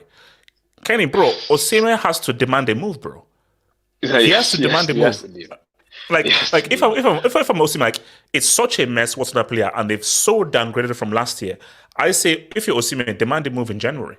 Demand a move in January. And also, if Real are sneaky, Real could just say, yo, give us Osimhen for 150, 160 in January.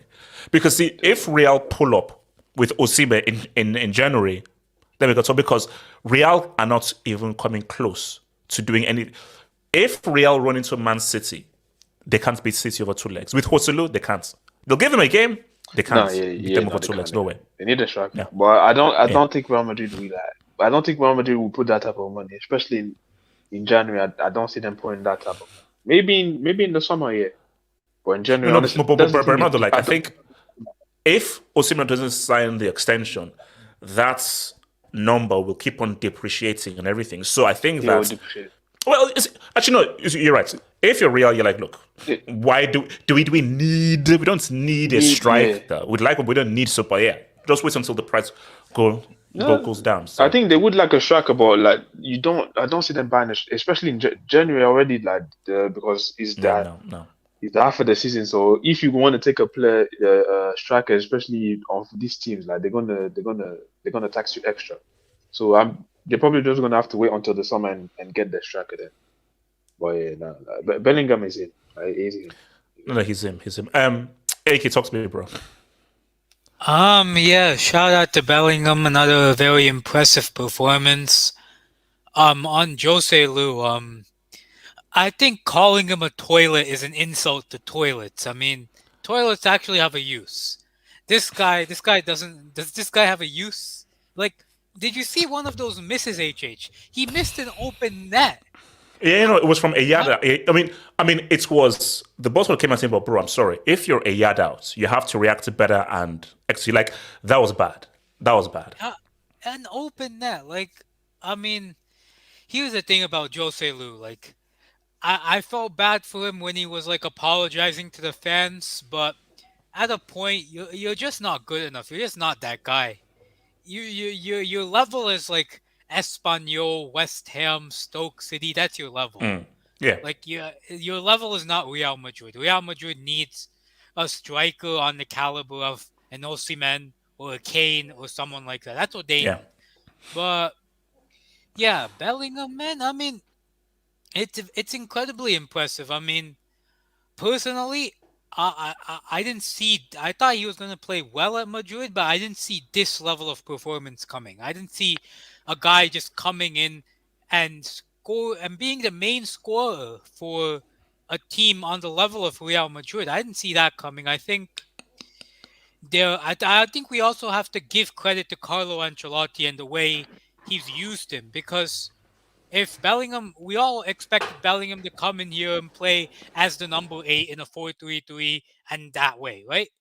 But he's looked at Bellingham. He said, you're not just a midfielder. You also have incredible instinct inside the box, and your goal scoring is very good. So he's playing as like an opposite false nine, kind of. Like, he's not playing as a false nine because a false nine is supposed to create space for the wingers. The wingers create space for him, and he takes advantage of his space because of his incredible positioning. He's able to score many goals.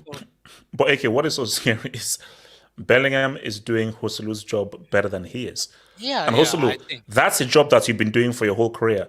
Bellingham, this is the first time that he's doing this job, and is doing it better than Joselu, who you've been doing this for your whole career. That's the scary thing. Yeah, Joselu's a Stoke City flop, man. Come on, like, how much did we expect from this guy? This guy's best, I think, his best like scoring spree came at like Hanover 96. I think that was the team. Yeah. So he ain't that guy. So. And also, shout out to Nico Paz. That was a goal. That was a brilliant goal. That was beautiful. I mean, the keeper should have done better, but that's ton. Yeah. To get away from the player was money, and he's 19. Crazy. Yeah, 19. Very, very young. But Napoli, bro, what happened, man? Did you see Kvaratskhelia versus Rudiger? Like, Kvaratskhelia was dribbling at him, and Rudiger just like held him. He just held him off. Like, bro, Napoli, man, that's their decline is sad.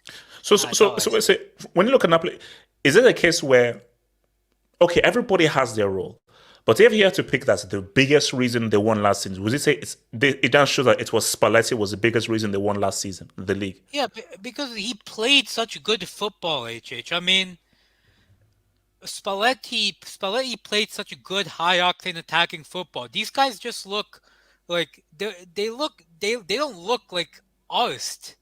They just look like, oh, let's just do our job and get out. Like, they don't look like they want to play. And I think Osimhen, it has to do with all the off-field stuff. I personally believe Kvaratskhelia has been like good this season. I don't think he's a one-season wonder or something. Yeah. He's had good games, but it's not like the same Kvaratskhelia we saw last season. He's dropped the level. That's not negotiable. But see, Napoli for me, I think they'll get out of the group, but I don't think they'll go any further than round of 16. No way. Now, I think basically it's the points where, Napoli don't beat the. I'm not sure whether Napoli beats any of the top teams who finished first. So I do think it's second round max. Who wants to jump in on this whole Jude Bellingham Madrid thing? Who hasn't spoken yet? I do. Okay, yeah. Let me come to Adam and then to Zeman. Adam.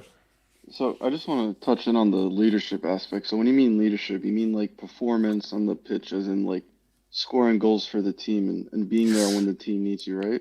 Or do you mean like like traditional? No. For me, I mean both that, but really I mean the intangibles, just from a psychological aspects where you're like, no, give me the ball. I'm going to make things happen. I'm really originating things. I'm looking to really set the tempo. So it's those intangibles of like, I'm like almost the psychological leader, the same way they now look to me to really inspire the team to win games. Taking initiative. And hence why I made the points of where people were like, oh, no, Messi. Let me be clear here. Adam, Messi and Ronaldo were more talented because though they had a much more high talent level at 20. But in terms of leadership qualities and intangibles, I've never seen a 20-year-old display this ever before. I didn't see it from R9. Didn't see it from Messi or Cristiano at this age. I've never seen this before. So. Yeah, because I was just gonna say, like, yeah, I agree with you in terms of like on the pitch performance, scoring goals, but like as in like leading your teammates, I definitely think that, for me at least, De Ligt was definitely a better leader in that terms because he was captain of Ajax at 19. So but Adam, no. But Adam, that's the key. Compare the expectation level of Ajax to Real Madrid. Those are two different expectation levels. Like, it's true. I remember 19 years old in the 18-19 UCL thing. That was amazing what he was doing.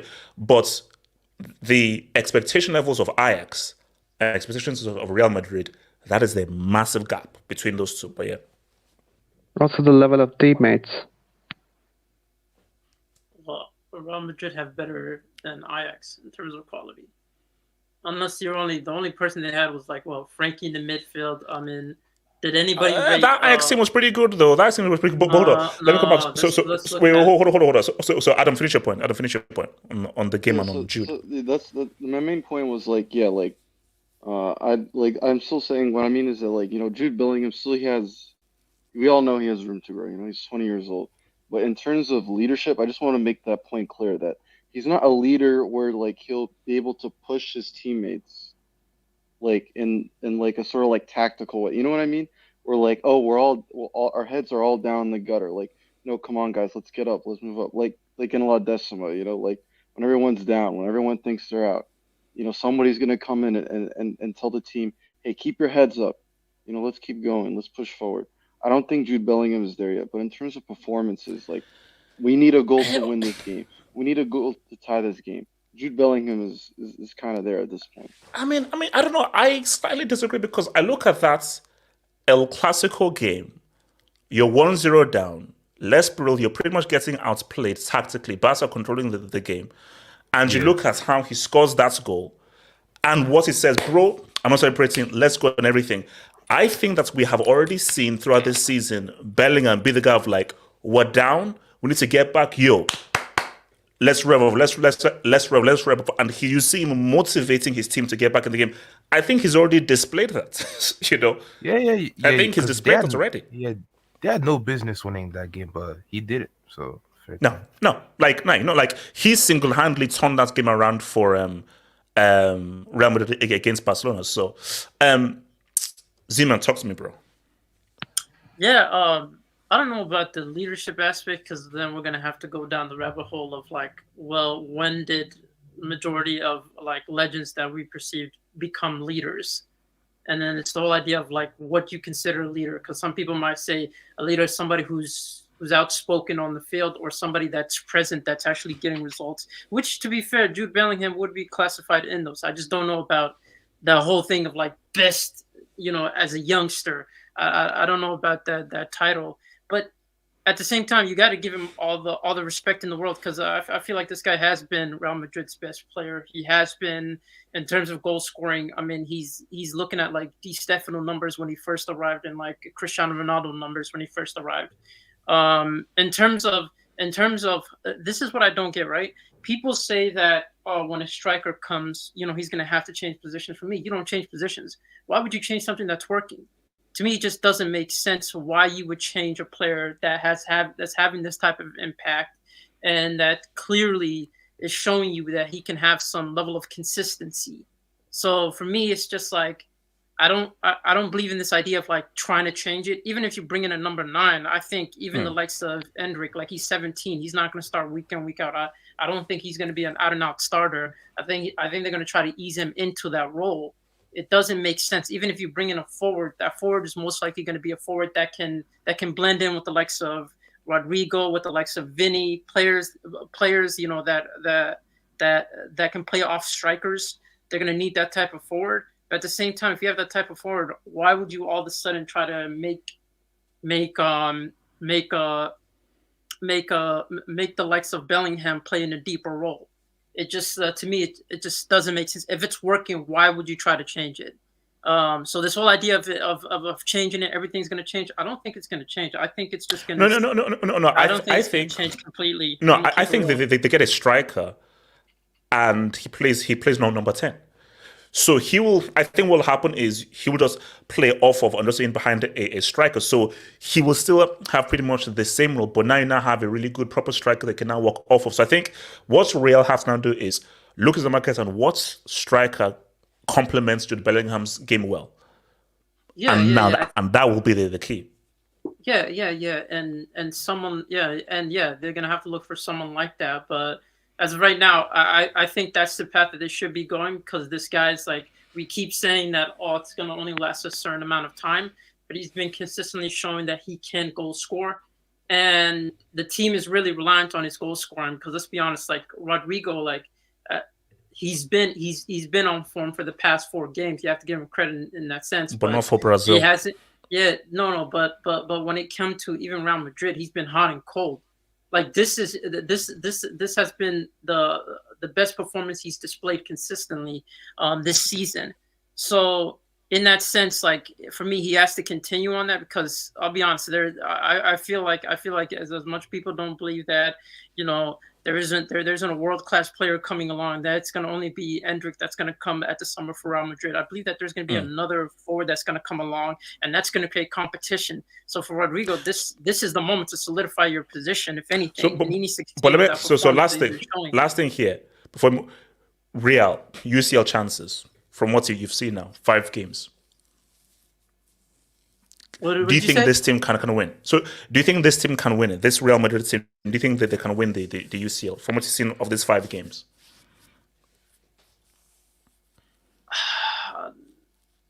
No, I don't think so. I think Man City's still clear favorites. I think that City back to back. Yeah, I still think in terms of squad fully fit, I feel like they still have a better team. But then again, Real Madrid are missing key points, as pointed out. Okay. I think they're top 3. They're top 3 minimum. Okay. Let me hit some dudes, Dominski's man. So, from Blaze A, using Kennedy logic, Arsenal fans shouldn't talk about the UCL. I don't understand. What do we mean by Kennedy's logic? But who is Kennedy though? I don't know. Let's move on, man. Shout to Samasi. I think you meant Kenny. Kenny. Okay. So Samasi, but what do you mean by Kenny though? What did the Kenny say though that related to this? All right. Yeah, this is on Arsenal. I don't. Yeah, and we're about to get to Arsenal now. So Bellingham, where was his leadership with Dortmund? Water carrier, his lamp 2.0. Overrated, Napoli's crap, formation tax, only working in the final third, or attacks. It's like, I don't, okay, what do I even say to can this? Can Samasi say who Musiala scored against in the UCL, please? Oh, Lord Jesus. Yeah, no, but we say my things are, I don't, like, see, this is just hates without, see, this is what actually I hate from football fans, where like, just be objective. My thing though is he's left Dortmund now. He's no longer at Dortmund. He's at Real Madrid. And we're now judging him based on what he's doing at Real Madrid, not at Dortmund. And I just said right now that this player I'm seeing right now in the player I saw at Dortmund. He ain't. So this player is a completely different player from the guy I saw at Dortmund. And this player I'm seeing right now is one of the best players in the world. So why can't you just give a guy credit of what's happening now? Why do you keep relating back to, but he messed up last year? What did he look for Dortmund? No, deal with it now and the present. Calling him Lampard, like, this is the greatest goal scoring midfielder of all time. Like, this guy is some bomb or something. Like, Lampard is a great player. Like, this guy was going, like, this guy finished second. But I think what she's trying to say is not disrespect the guy. No. What she's trying to say is that he's just a goal scoring midfielder, and as we've seen from this game, he isn't just a goal scoring midfielder. He's a guy who actually brings people into the game that actually has more to his game than just a guy who just makes less runs into the box and shoots. So you clearly don't watch him. Because if you watched him, he ain't Lampard. Because I know how the hell Lampard played, and this guy ain't Lampard. But at the same time, HH, I think you're kind of underrating Lampard's technical ability. I feel like no. I'm not. Of course he had it, but his main asset was his intelligent runs and how he was able to just find ways of scoring from midfield. That he had many qualities. But say, what was his outstanding quality? It was the way that he used to make latest runs and score those goals. That was his main thing. But for Bellingham, goal scoring isn't his strongest asset. He's the guy where, as we've seen, he has taken hold of this team. Lampard relied on Makalele. He relied on the midfield because, Lampard at Chelsea and Lampard at England were two very different players. Bellingham at England and Bellingham, I think, are the same. But Lampard, as good as it was, let's be real. Lampard relied on the function of that midfield. England, everyone was stressed. I'm not going to blame England on him. But on Chelsea... So you're saying Gerrard and Scholes were trash? So you're saying Gerrard, Becks and Scholes were trash?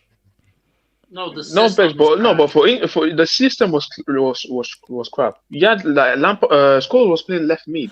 So I'm not going to blame down him. He was playing in a double pivot. But then, Kenny, thank you. So, but again, it goes to my point.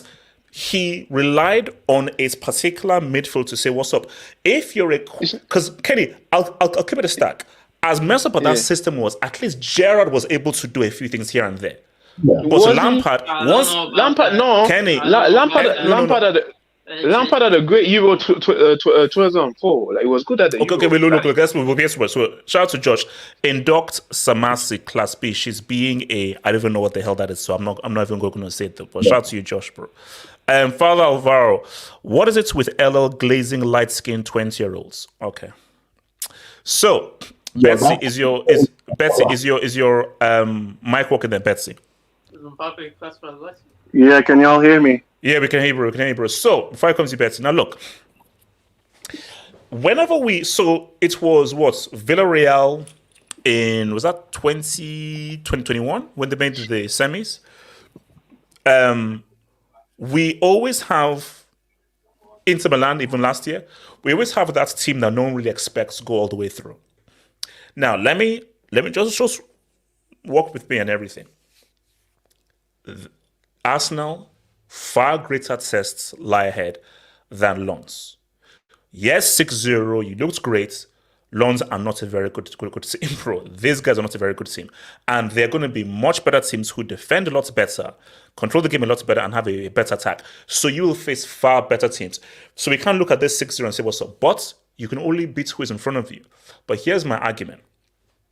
So when you play in a league, 38 games, and you're Arsenal, a lot of teams, because you're Arsenal and you have the players that you have, they're going to sit back and they're not going to force you to now break down. Once you get into the UCL, especially second round quarterfinals, it's toe-to-toe. Because it's now quality against quality. So by the time Arsenal gets to the second round or the quarters, most of the teams they face will have players that are either on their level or better than them. And in that case, they'll be very happy to go to toe-to-toe with them, both home and away, to a certain degree. I feel that you give this Arsenal team space, I think they can cook, and I think that they can make things difficult. So Arsenal are not going to have the kind of game that they'll have against a Nottingham Forest, a Luton Town or any of these teams who will make it difficult, make it slow, and force you to break them down. And I do feel like if this Arsenal team, with the weapons they have, I think they can be very dangerous. So I'm looking at Arsenal and say, you know what? Outside threats. They're not the favorites. They're not top 5 favorites, top 6, top 7, no. But I do feel like if the chips fall well for them, they get the luck of the draw, they can say, what's up? Do they beat City? No. Do they beat Real Madrid? No. Do they beat Bayern? No. It would be an interesting game, but I don't think they beat Bayern. But my thing is that if they can avoid those 3 guys, let's say in the quarters, and remember, usually it's all about momentum. And once it now gets into the semis, it's about house money. It's about house money, and you just never know where the cookie will crumble. But I do feel like if this Arsenal team, on their day, I think these guys can do something. Last thing I'll say, and I'll give it to Betsy, is Eden Nketiah is a bomb. The guy is completely trashed, and how you gave me a new contract is crazy. If you can get Gabriel Jesus to be a clinical goal scorer, there's a player there. Jesus, this guy has always been a quality footballer in terms of his ball control, his dribbling, football IQ. What he's missing is good movements, clinical finishing. If he can just get those 2 things right, his increase off the ball movements and increase his finishing, you have a world-class player. You have a world-class player. So just work on those things and boom, this guy can say what's up because he passes the eye test for sure. So that's my thing. So Betsy, looking at Arsenal, big picture here, you've won the group, topped the group and everything. How well do you think your boys can do in this UCL? I think you said everything in a nutshell, pretty much. I think City are the clear favorites, by some distance, and then there's the Real Madrid, the Bayerns. Those are the ones that I fear most. Maybe an Inter, but apart from those, if you told me right now, because we never know, PSG might finish second. If they give us a PSG next round, I don't know. I probably wouldn't mind. I say Arsenal beats PSG. Yeah, kind of. Because my thing is, remember, the second leg will be at the Emirates. And I think that you can get results there, and PSG will not beat you at the Emirates. I think Arsenal can beat PSG. That's PSG team that I saw. Arsenal can beat PSG, for sure. Yeah, exactly. And it's exactly I think Arsenal right now, we are more suited to the Champions League than the Premier League, simply because teams don't they don't triple Saka and Martinelli. Look at the goal that Martinelli scored. He nearly scored like that, just a few minutes before, and the keeper saved it, and he came back to Saka, and Saka scored. And then a few minutes later, he's doing exactly the same thing, and they're giving him the space to actually shoot. That doesn't happen in the Premier League. The Premier League has got 3 players on him. First, it's pretty much like our wingers in the Premier League. As soon as they receive the ball, either they go to goal or they have to pass back to midfielder. So and that's my thing is that this Arsenal team doesn't play with a lot of space for most of the games in the Premier League. But in the UCL, based on the nature of the UCL, there's a lot more space because it's higher quality of teams who are more confident of going toe-to-toe with you. So I'm not overly confident. I think we can have a good run at most. A good run, maybe semis. I would say semis most, but you never know. If we get to the semis, we might as well, dream a little bit higher, and who knows. But if I had to bet on Arsenal to win either the Premier League or the Champions League, I would bet on the Premier League rather than Champions League, just because we don't have that experience. Okay, last thing, and then where are you with Jesus? Do you think he can never be a prolific goal scorer, or that bridge has sailed? Jesus. First of all, I need him. If we try to rate what he's been at Arsenal, I would classify him a little bit as injury prone because he's been injured. Last season he was injured for 3 months, 4 months, this season. He's already been injured a little bit. So first thing I need for him to do is like to be consistently on the pitch, and then after that, you gain the rhythm and you go on a run, maybe 3-4 games in a row scoring, builds up your confidence, then you're up and running. So that's the first thing for me. It has to it has to be more lucky with his fitness, and then after that, you can dream about him being a bit more prolific. But yeah. All right, so what's it called? Jesus, what do you think about Arsenal, man? And their chances in this UCL? Jesus? Hokage, Arsenal, and the UCL chances. What are you saying?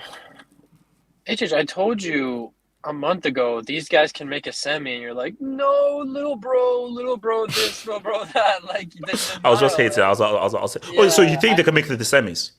I'm not saying they're a shoo-in for semis, but I said it. When we say like quarters max, semi max, I think semis max that's them. Like people were saying quarters max, and I'm like, okay, they're gonna get first. They're probably gonna get a favorable draw in the round of 16, and on their day, they could beat most teams in the quarterfinals if they have a good day. Like they could get through to the semis. I don't see why they can't. Now here's my two problems. HH, you made one mistake and you put Gabriel Jesus and clinical in the same sentence. That doesn't happen. You don't get Gabriel Jesus and clinicality in a full season, in a month. Maybe you get it one game, but that was your first mistake. You're not getting that. I'm sorry. Now it could happen. Cool. If it does, I'm wrong. But he's been professional now. He's been in the scene now for 6 years, and he's never been clinical ever. So I don't think anything's going to change. And the second issue I have with Arsenal is that the last 3 seasons, these guys capitulated come March, April time. Just complete downfall. And until they don't do that this year, I have no reason to believe that they won't capitulate again come March, April time. I have no reason not to believe that. So it's up to them. If they could keep up the form through the whole season, then why not? Why not a semis? And all right, go to a final. You never know, because they have this speed and they have the pace and power to get at teams. That's the reason why. Especially if you give them a space. Good. Yeah. What's it called? Elijah, what do you think about Arsenal and the UCL, man? Elijah. I'm not gonna go into the dub I sent earlier, but I think HH, you may have to apologize to your big bro, man. Honestly, because like they're doing the exact opposite of what you expected them to do. I get you were hating and all that, but like these guys are putting in a solid performance, no doubt. Me personally, like I don't. This is not a team that I think could win the entire thing. They're going to go on a run where like it's going to build the hunger and the experience they need in order for them to maybe in the future win the whole thing. I thought they were going after they scored 5 in the first half. I thought these guys. I thought Arteta was going to give them the Deschamps speech and tell them, because the record in the Champions League is 8-0 in the group stage, and I was like, oh my god, they might pour it on, but they didn't, which was really interesting to see. First time that we've seen teams with 6 different goal scorers in a UCL game, which is wild. Honestly, Arsenal are doing okay. Once again, Hokage's point about the later part of the year in the spring, can Arsenal get to the business end of the season? That's what we want Arsenal to see. These guys are talented, but the problem is they fall aside in the business end. That should not be happening. Again, even like I saw Coutinho's point in the comment, Gabriel Jesus, I don't understand this guy. Like it's like 1 week, it's like, oh my god, this guy is legit. The next week he says goals are not his thing. The next week after that, he scores a couple goals or he'll score a goal here and there. Like there's no level of like consistency. But that's a problem for a team that wants to win stuff. You gotta have an attacker, a striker, or winger that is consistent. And Gabriel Jesus is not that. Again, happy for Havertz as well. I think he scored in back-to-back games. Can he keep that form going? We don't know. But yeah, no, I'm not. They're not favorites, but they should go on the run. A run that can help them, motivate them for the future. All right. Noel, thoughts on Arsenal and the usual chance that I'll take your Dubinski's and we'll go to our final topic, man. Noel. What's up? Can you hear me?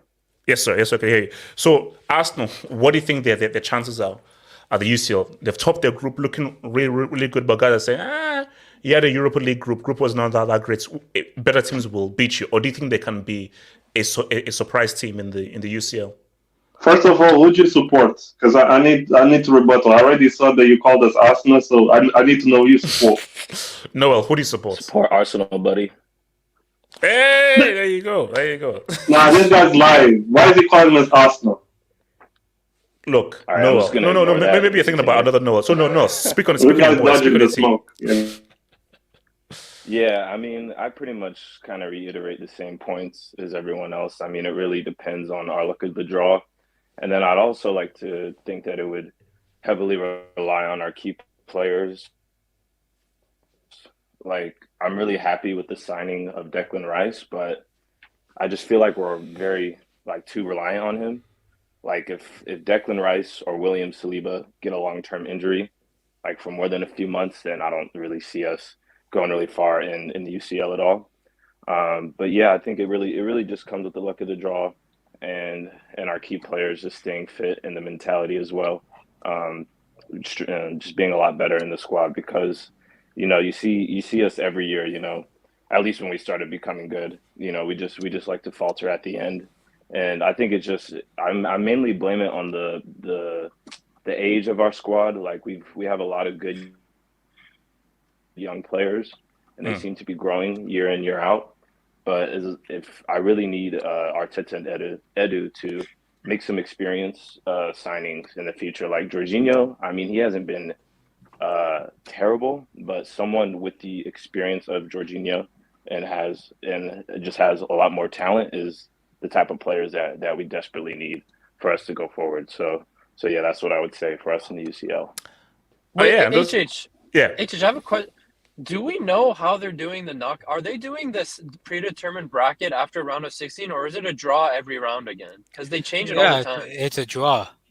So I think it's a draw. So we're not doing a bracket. No.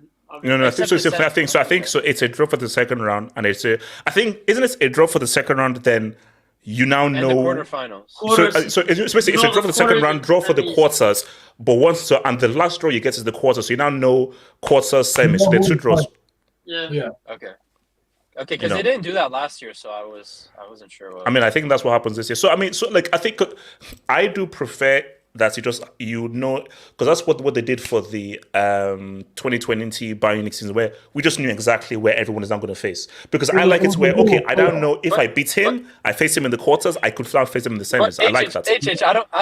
I don't like that because that provides opportunity to rig the whole damn thing, bro. I hate that they do it like that.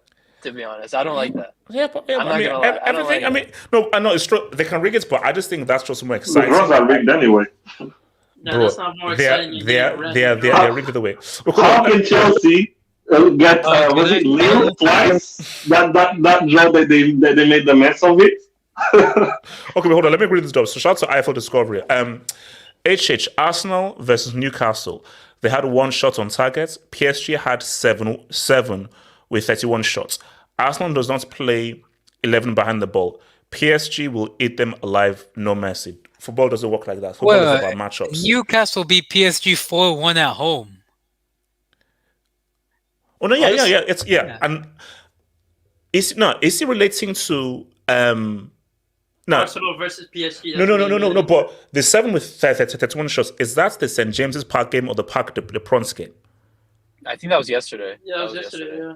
Oh yes. So my thing though is that you have to, when Arsenal played Newcastle, that was at Newcastle's home ground, which is very different. But put that to one side. It's about matchups. I feel Arsenal match up very well against PSG. 100%. I think they match up very well against PSG. I think Arsenal don't like playing a team like Newcastle. That's a bad matchup. I think a team that can give Arsenal space and can be back to back. And as we've seen, PSG are not very clinical when you've got that bomber's barcode as your striker. So I don't feel like Mbappe versus Ben White. I don't want to see that. Who was Mbappe versus who? Okay. Who is Ben better? White. Ben White or the who was the is Dan Ben Burn. White staff? Dan Burn? No, sorry, Dan Burn. So you're saying that Dan Burn is better than Ben White?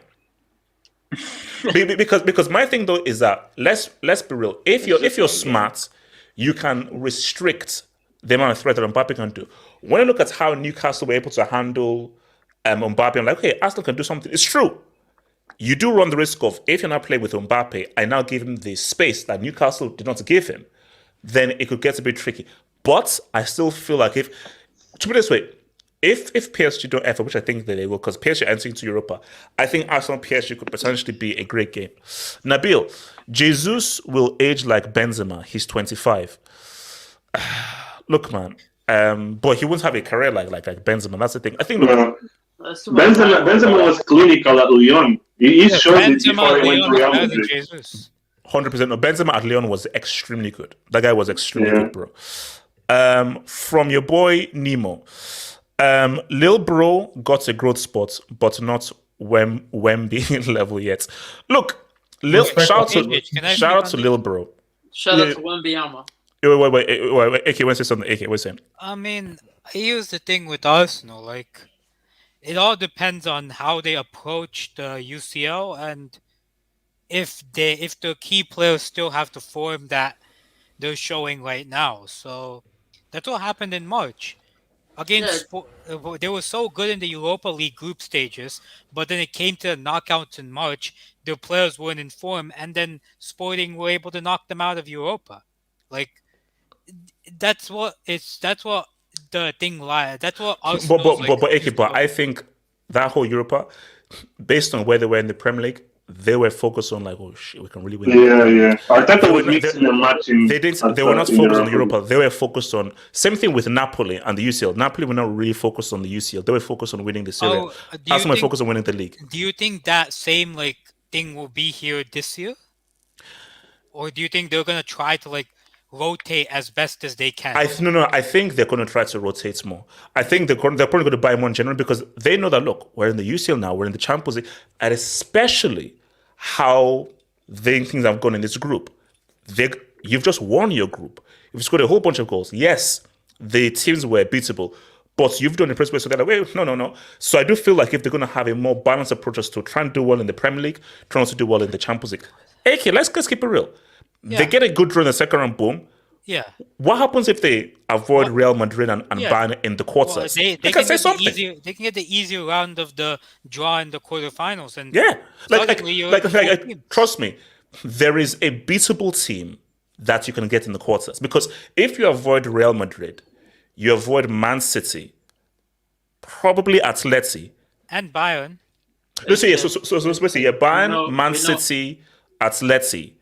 We know the Champions League doesn't translate like that. It doesn't translate like that. It's not like this guy gotta avoid these two and then no, Zeman. Of course no, because we saw it from Inter. Actually, you know what? Let's actually do a roundup thing because I want to hear from thingies. So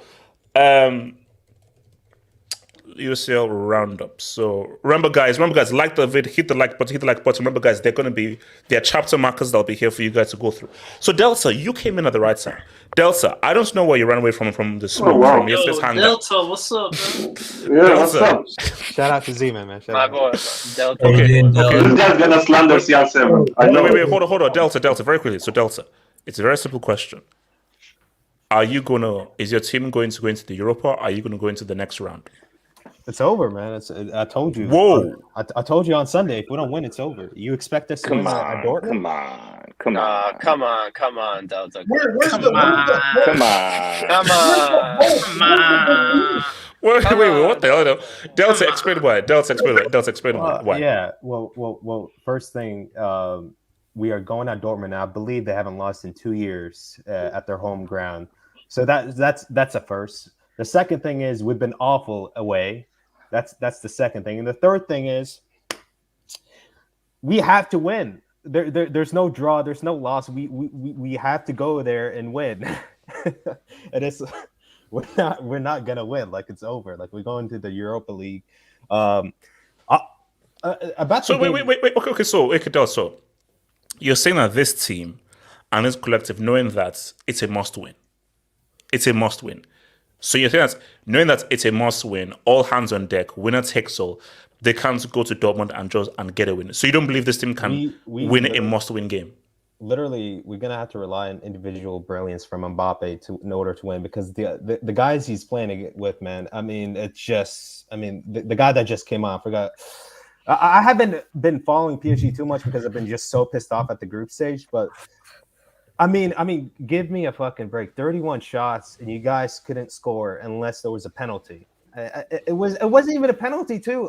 It wasn't. Yeah. Yeah, so we got lucky. Delta, can you please speak on Vlad, please? Can you please speak on Vlad? Speak on barcode. Speak on barcode. Barcode. Oh yeah, I forgot. Also, I don't know if this is going to be a huge miss. Dembele is not going to be at Dortmund, so we're going to have to play Asensio, and I'll be honest, Asensio is worse than Dembele. Like, Asensio, Z-Man, you saw when Asensio came on. The guy was just shooting from 30 yards out. Like, what is he doing? And I know you slander Dembele a lot, and I do too, but that Asensio is worse than Dembele because he creates nothing.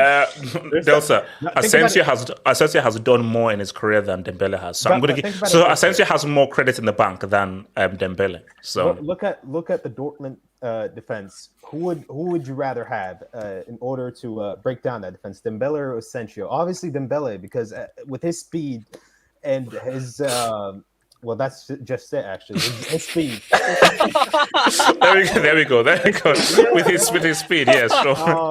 Like I said, man, it's really just comes down to Mbappe. If he does what he did in the World Cup final against Argentina, we really just gonna have to rely on him.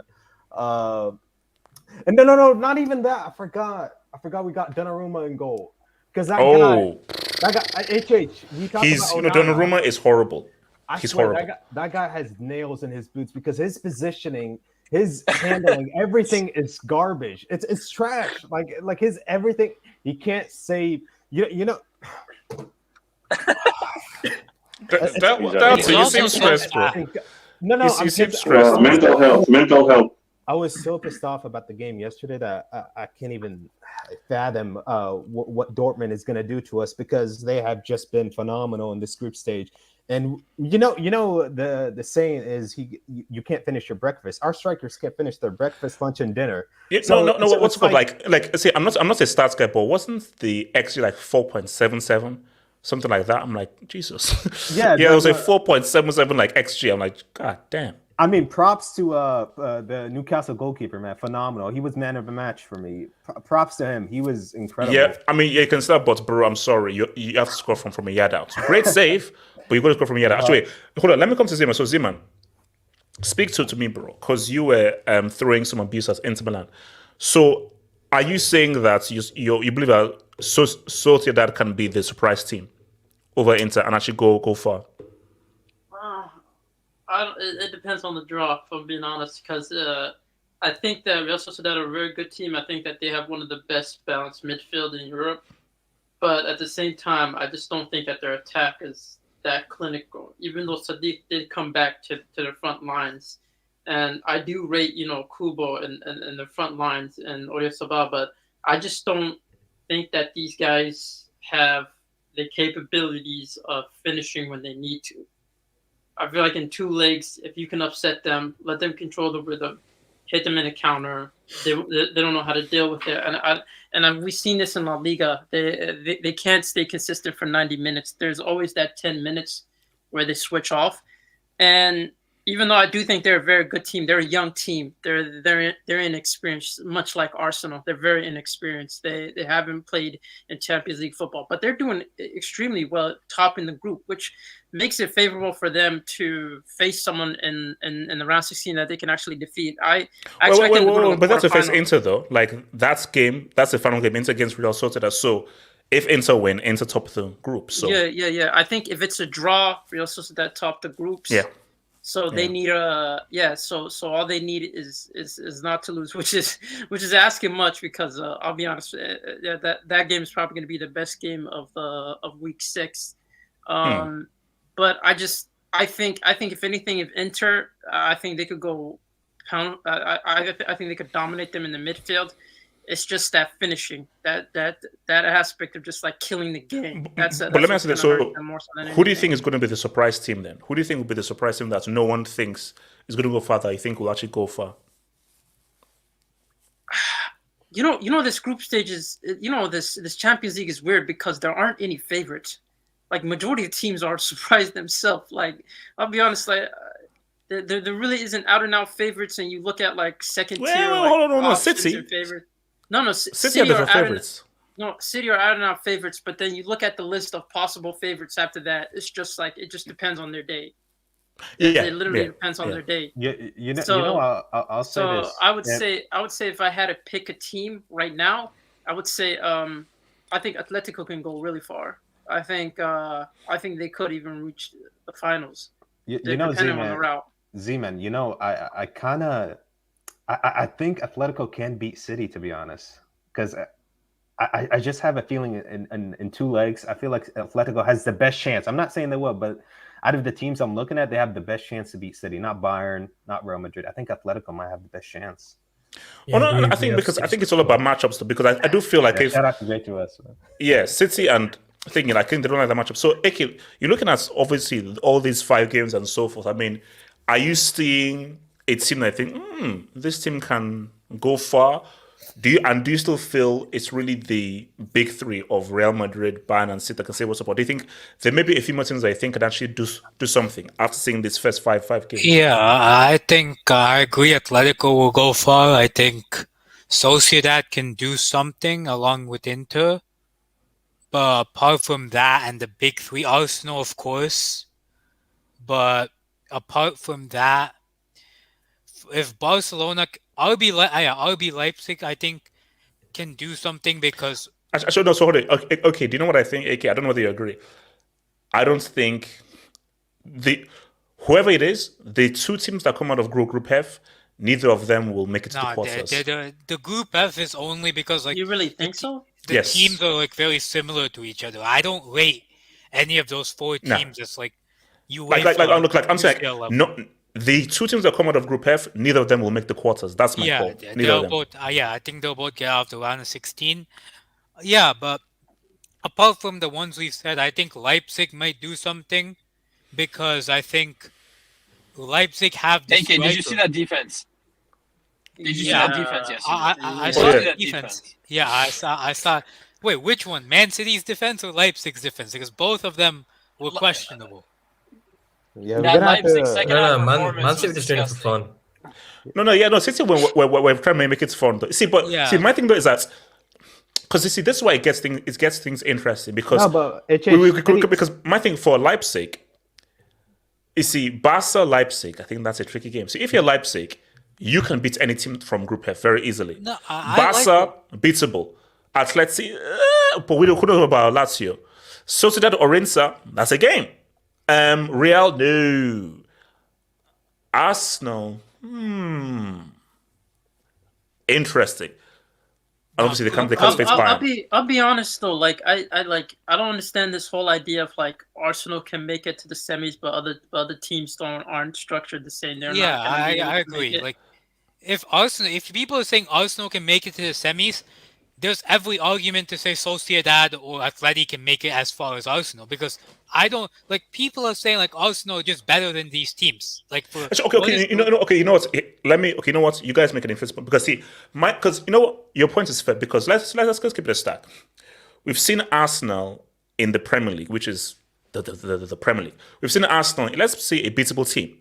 How well do Arsenal stack up against Inter, Leipzig, Sociedad, Atleti, and all these other teams who play nothing like the teams you are used to in the Premier League week to week? So it's true. And for me, here's the thing. That's why I'm almost excited to see, okay, how will they stack up? Because I don't know. Arsenal are a good team. Wait, I just don't know how well they will stack up. Even No, Zeman can go first. I was gonna say like, I pray like I just for the entertainment purposes, I think the best game we're gonna have in the knockout for a while in terms of just like for like an equal for equal and just going toe to toe. I think Real Sociedad versus Arsenal would actually be a very entertaining game. Where I can't really predict who's gonna win. But Zima, what about Atleti versus Arsenal? I think that's more. No. Like, I'll be honest. Atleti are a very weird kind of it. Basically, I think what Zima says in terms of entertainment value and everything. Sociedad and Arsenal, that'd be a very watchable game. Atleti, based on just their personnel. Well, based on this season, HH. I mean. No. Even if they're scoring goals, the way that they play and the way that they operate. It's going to be a very particular kind of a game. But hold on, Jesus, you wanted to say something, Jesus? Yeah, we slap Arsenal on any given day. I mean, even look at Arsenal's history in the competition. You're not about not be knocked out. No, we're talking about Atleti, man. We're not talking about Did you say we? Did you say we? Okage, I've lost track. Okage, border control is a mess. The border control is a mess right now. So I've lost track. So Jesus, you were saying we, correct? So you're saying we. We're all rating this Arsenal because they're a decent side, but I'm like, even what sides were better in the past? 04, you got 02, you got 98. Those sides are better than this Arsenal side. And look at the competition. They went in a group stage in 99 group stage, 2000 group stage, 01 quarterfinals, 02 group stage, 03 group stage, quarterfinals next year. Their group size in the Champions League didn't do that well. Arsenal don't have any heritage in this competition. But just on this point though, where do you get the notion that Arsenal can definitely beat Leipzig, Sociedad? Like how? Because my whole thing is that where's the sample size? Leipzig and Sociedad are better than a lot of teams in the EPL. They are. And they are better, and Leipzig and Sociedad are better than the three teams in Arsenal's group. Now, my thing is, I think Arsenal can beat them, but to say definite, you can't say definite. That's my point. Their group stage has overrated them. Yeah, like that. No. Wait a second. Hold on. J-Swiss then Betty. J-Swiss. Look at people are overrating this Arsenal. Like, I'm seeing Arsenal fans saying, "Oh, we can handle the Premier League and the Champions League." I'm like, your group was shit. You had the one with Barcelona. You had one of the worst groups. You got Camera Lens, Sevilla, who are trying to get in third place, and who's the other team? PSV. Yeah. Okay. Slap up today, like 6-0. No, that's not competition. That point doesn't make sense because Lens don't have the quality to go toe to toe with you. PSV don't. Sociedad have the midfield to go toe to toe with us. Okay, here's the thing. So the best way I'll come to you. You see, it works both ways. I think you give this Arsenal team space, they can cook and they can be very dangerous, but it works both ways. As AK just said, Lens don't have the quality to when they have the transition to now harm Arsenal. Now, Arsenal, if you give that space to a Leipzig and a Sociedad, they're now going to cause you a lot more issues than the three teams that you had in this group. So yes, you're going to get chance against them, but if you now give Kubo and Oyarzabal and all of these guys the ability and the freedom to now spread the ball and make decisions, they will do because they are of a much higher quality than these guys in this group. Betsy, what are you saying? So, I think people got stuff confused in here. Like AK and Zeman saying that, I don't think anyone's rating Arsenal above Real Sociedad or Atleti. I think they have just as an equal chance of getting to the semis as Arsenal. I just said Arsenal, our kind of ceiling is the semis. But I never said I rate Arsenal over all these other teams. I just said the teams that I definitely don't think we can beat are Bayern, Real Madrid, and City. Probably those three. I would say, oh, wow, we screwed. The other teams, I think we can beat them, but they can also beat us. These other teams that we're talking about: Inter, Atleti, Real Sociedad. Yeah, so I think they also their ceiling is about the same as Arsenal's. So I don't know, like who's saying that we're overhyping shit. Like we're not overhyping anything. No, we're not saying you. We're saying I'm talking about like some of the fan bases that are vocal on Twitter, like especially like certain Arsenal fans are saying like they're fourth favorites or something. Like Arsenal. So I'm not like I don't mean like the Arsenal fans on the panel, but like there are quite a few Arsenal fans on Twitter, online as well. Like if you watch like the club and stuff and the football tales, they're saying they're fourth favorites for the UCL. Yeah, like No. Okay, so I told you, like, sorry. Let me. So when I was on Twitter again, you see, my thing that I was just saying to like one of my best friends, Bill, Arsenal fan, he hates AFTV. And he says that, bro, do not associate me with those kinds of crazy, mindless Arsenal fans. I am not part of those guys. So I'm sure same thing with Bessie as well. So why don't put the Arsenal fans that I know into the same bracket as these delusional guys? But my thing though is, it's true. When I was on Twitter, there was literally a Twitter space titled, "Can Arsenal win the UCL?" And I say for us, and Arsenal fans, they always do this. Baby steps. Bro, you've done well in this group. This is one of the easiest groups. And they're going to be far better teams to face when you now go through, which is why it is almost, you could only beat what's in front of you. But it's almost bad what Arsenal have done because it may now give you a false sense of superiority and slight disillusionment. You're like, oh, wow, 6-0, playing football, 6 different goal scorers, blah, blah, blah. But trust me, the upscale in quality is going to be big because, I mean, if Arsenal gets Leipzig, that's a game. If Arsenal gets Porto, that's a game. If Arsenal gets either Lazio or Atleti, that's a whole different game. Lazio, not Lazio. Lazio would be trash. well, not actually even. I don't Lazio. think Okay, so we're saying Arsenal easily beats Lazio. Yeah, Yes. Arsenal. Lazio are not that. Lazio sitting in like 11th position in Serie A. They're not that good this season. But why is everybody hyping Arsenal though? I mean, with the guy. No one is happening. And also, yeah. Okay, you know what? Arsenal beats Copenhagen or Galatasaray. Easily. I mean, HHG trusts a guy in defense named Gabriel. I mean, come on. You're the angel Gabriel. Wait, you're planning because of his name? Wait, there's some Arsenal fans saying Gabriel's one of the most underrated centre backs in the world. But I'm like, because of this performance, I'm like, it's PSV. Can you name any PSV attackers, please? Like, who are they? They're not that great. Luke De Jong. Yeah, we're not repping Luke 2 years in 2023, man. We're not repping that guy. The only thing is, as much as nobody wants to say it, I don't think the squad is as much of a problem for Arsenal as I just don't trust Arteta. I'm gonna keep it real with you guys. I don't trust him in knockout stages. I don't trust him. Just quickly. I just don't trust the substitutions. I don't trust his I would ability to take manage Arteta games. in a heartbeat. I would take it. Are we forgetting Arteta's record in Europe as well? Like, we're forgetting last year what they did against Sporting, the year before against, what was it? There's Villarreal and there's Olympiacos as well. Can I say something? Wait, let me come to Hokage real quick. So Hokage, Bayern Munich. I have you guys second favorites behind, because as good as Real and Rodrygo and Bellingham are doing, I still have City top, Bayern second favorites, then I have Real Madrid. Do you think you guys have what it takes to win this whole thing? Because I do believe that the only team that can beat you, well, the only two teams that I think can beat you are City and Real Madrid. Everyone else you should beat. Everyone else in this competition you should be able to beat over 2 legs. So what are you saying of your guys' chances? Or is it the case you need to get Palini in January? Yeah, I mean, you could put us second, third. I mean, City is for sure number 1, but I think we still need that midfielder in January. I'm happy with our defense, to be honest. I'm happy with our defensive depth. I think just give me that midfielder and then we'll get a better idea because, I mean, you can never really tell for Bayern from the group stage because we go undefeated in the group stage. Cool. Some years we make it to the semis. Last few years we get knocked out in the quarterfinals. Like it. Honestly, as a Bayern fan, I can't really tell you where we'll go. Like the expectation for most Bayern fans, I gotta tell you, is semis minimum. If it's not semis minimum, then Tuchel will probably get sacked and some players will be offed.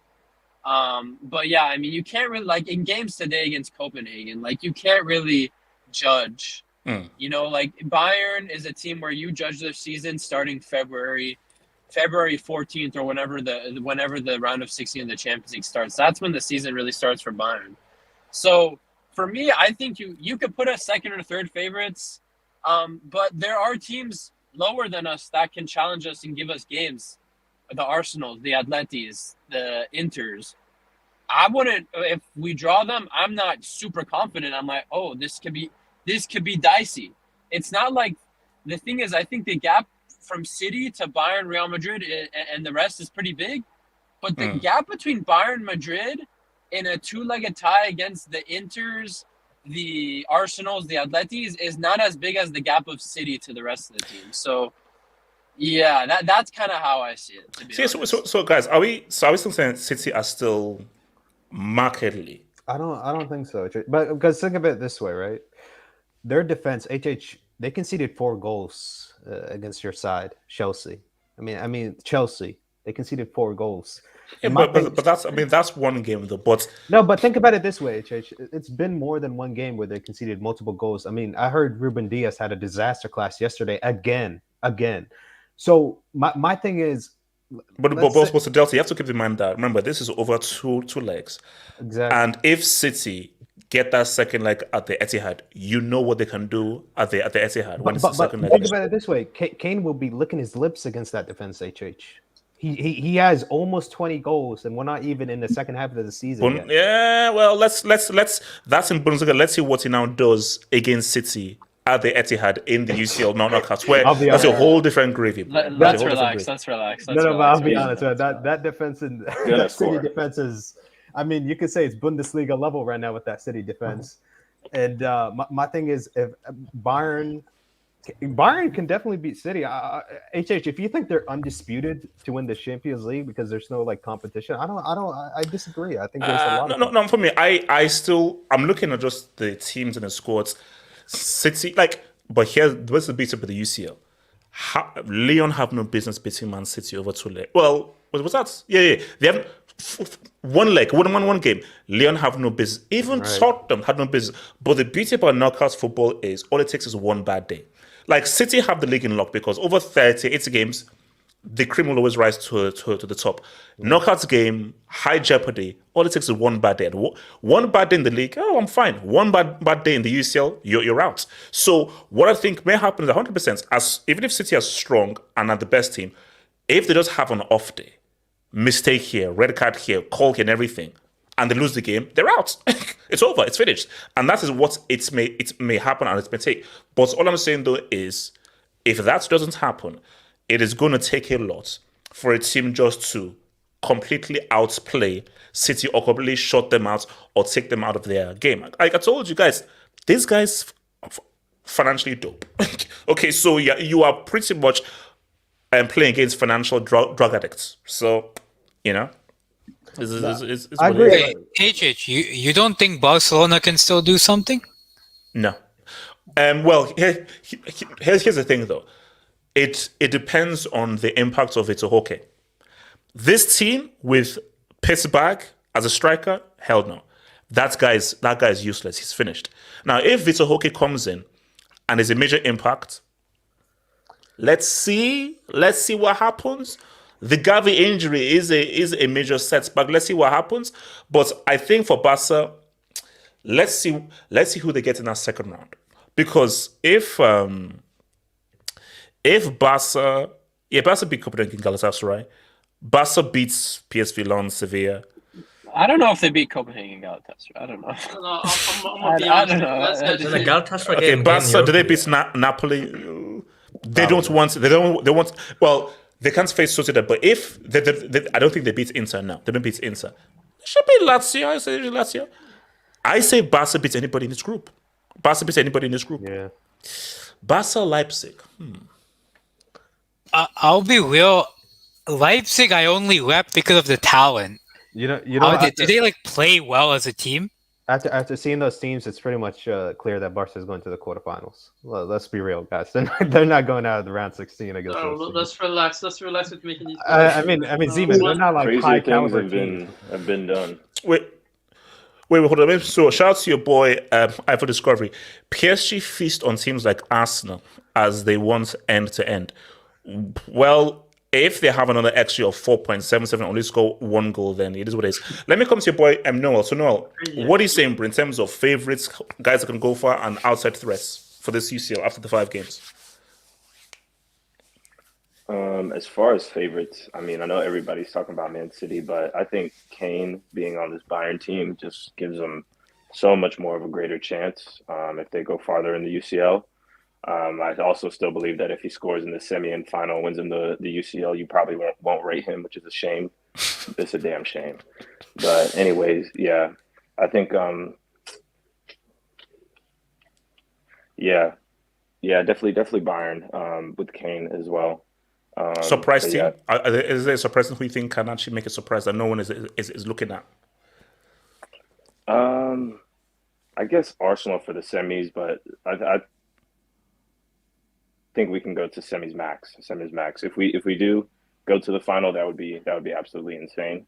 I also think that Real Sociedad, they have a really good midfield. I'm a big fan of Zubamendi.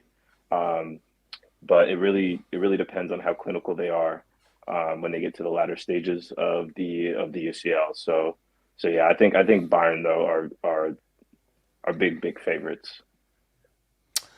All right, guys, it's been swell. It's been money. It's been cool.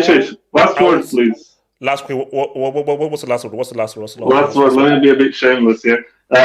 In my team, Arsenal, we have a guy that scored the Champions League winning goal. So yeah, see you later. Jesus Christ in heaven, man. Guys, I shall see you guys on Saturday. See you guys on Saturday. Peace out. What the hell?